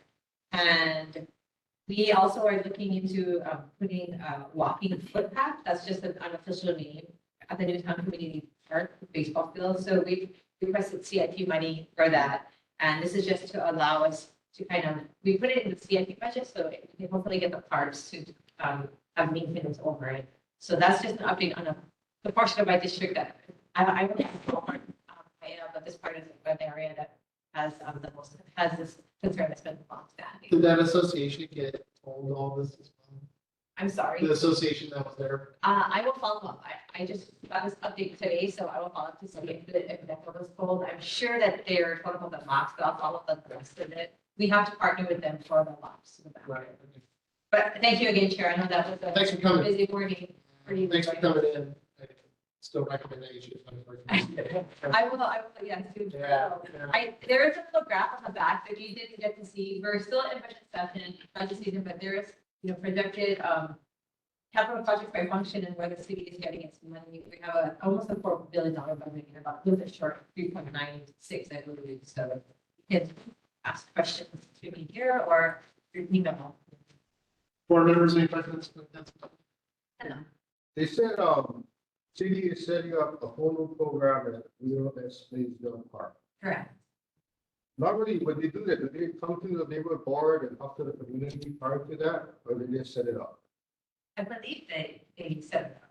I mean, yeah, that's a governor's office is someone that does it. So I don't know if they come to you. I just know that they move it. And it's not. Blaisdell Park for city. Is that the art property or? Yeah, that's supposed to be. So when I report to them, I can come back and tell you what we talked about in that board meeting. But that is not a city. The state program. Yeah, it's a state program. Was Larry From on? my understanding. Does Larry know that it's happening? Yeah, Oh, I think it's already there. He was told. All right. Thank you. Any other questions? Community members? Okay, we got 6 minutes. What park is it? White Hollow Park for the homeless? No, this is the Newtown. Yeah. Okay. So White Hollow Park, White Hollow also has a big population there, and I think it's a really hard to get students to that. Okay, remember, if you could, you know, like you said, okay, if you could get it, you know that Thank you, Thank Chair. you, thank you. Councilmember Cordero, last but not least. And thank you for coming in there too, by the way, which you said you should know. Instead of racing in here in the car.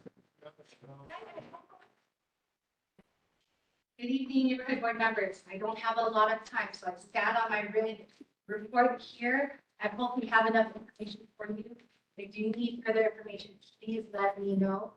Also, I encourage everyone to sign up for our monthly newsletter. I'm trying my best to get that out there because we try our best to let everyone know about certain testimony I submit or just updates on events. Speaking of events, April is current month or yeah, certainly.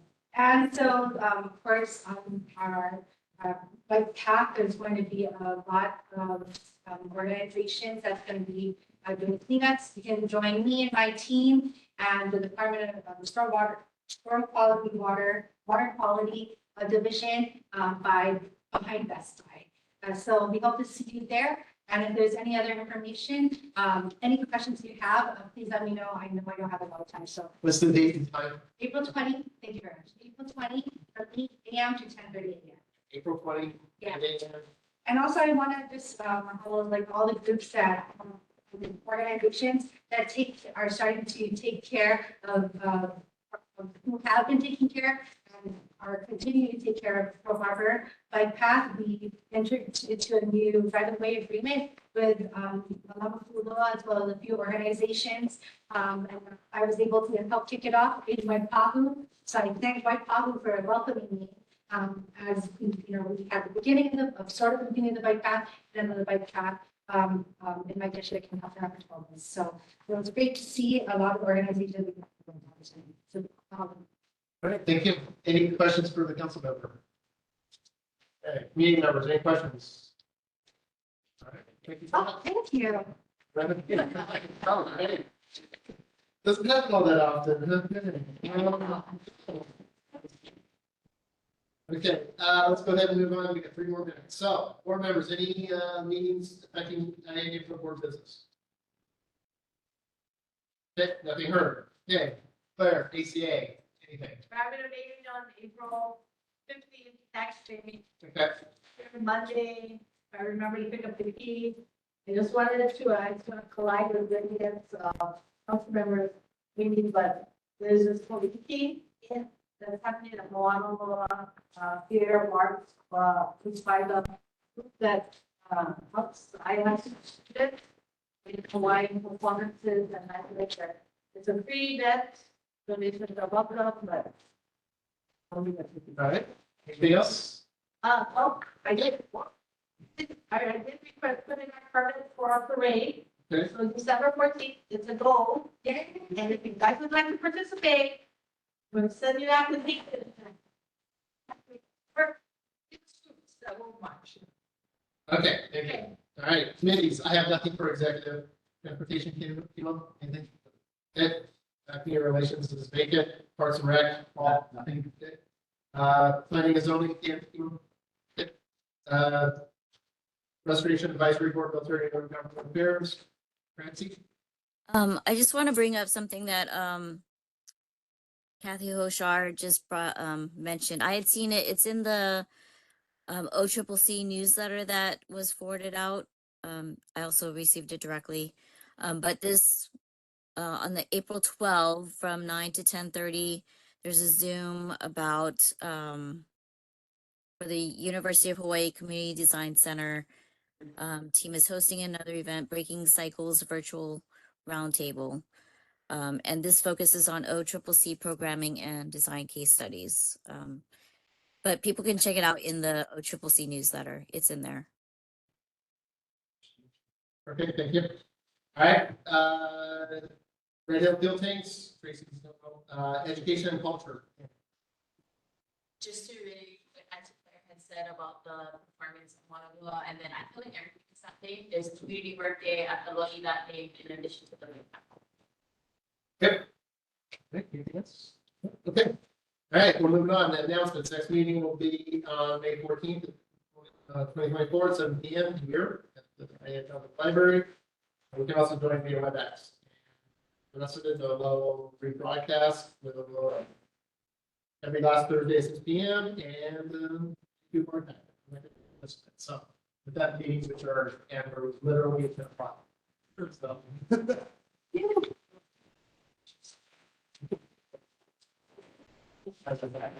So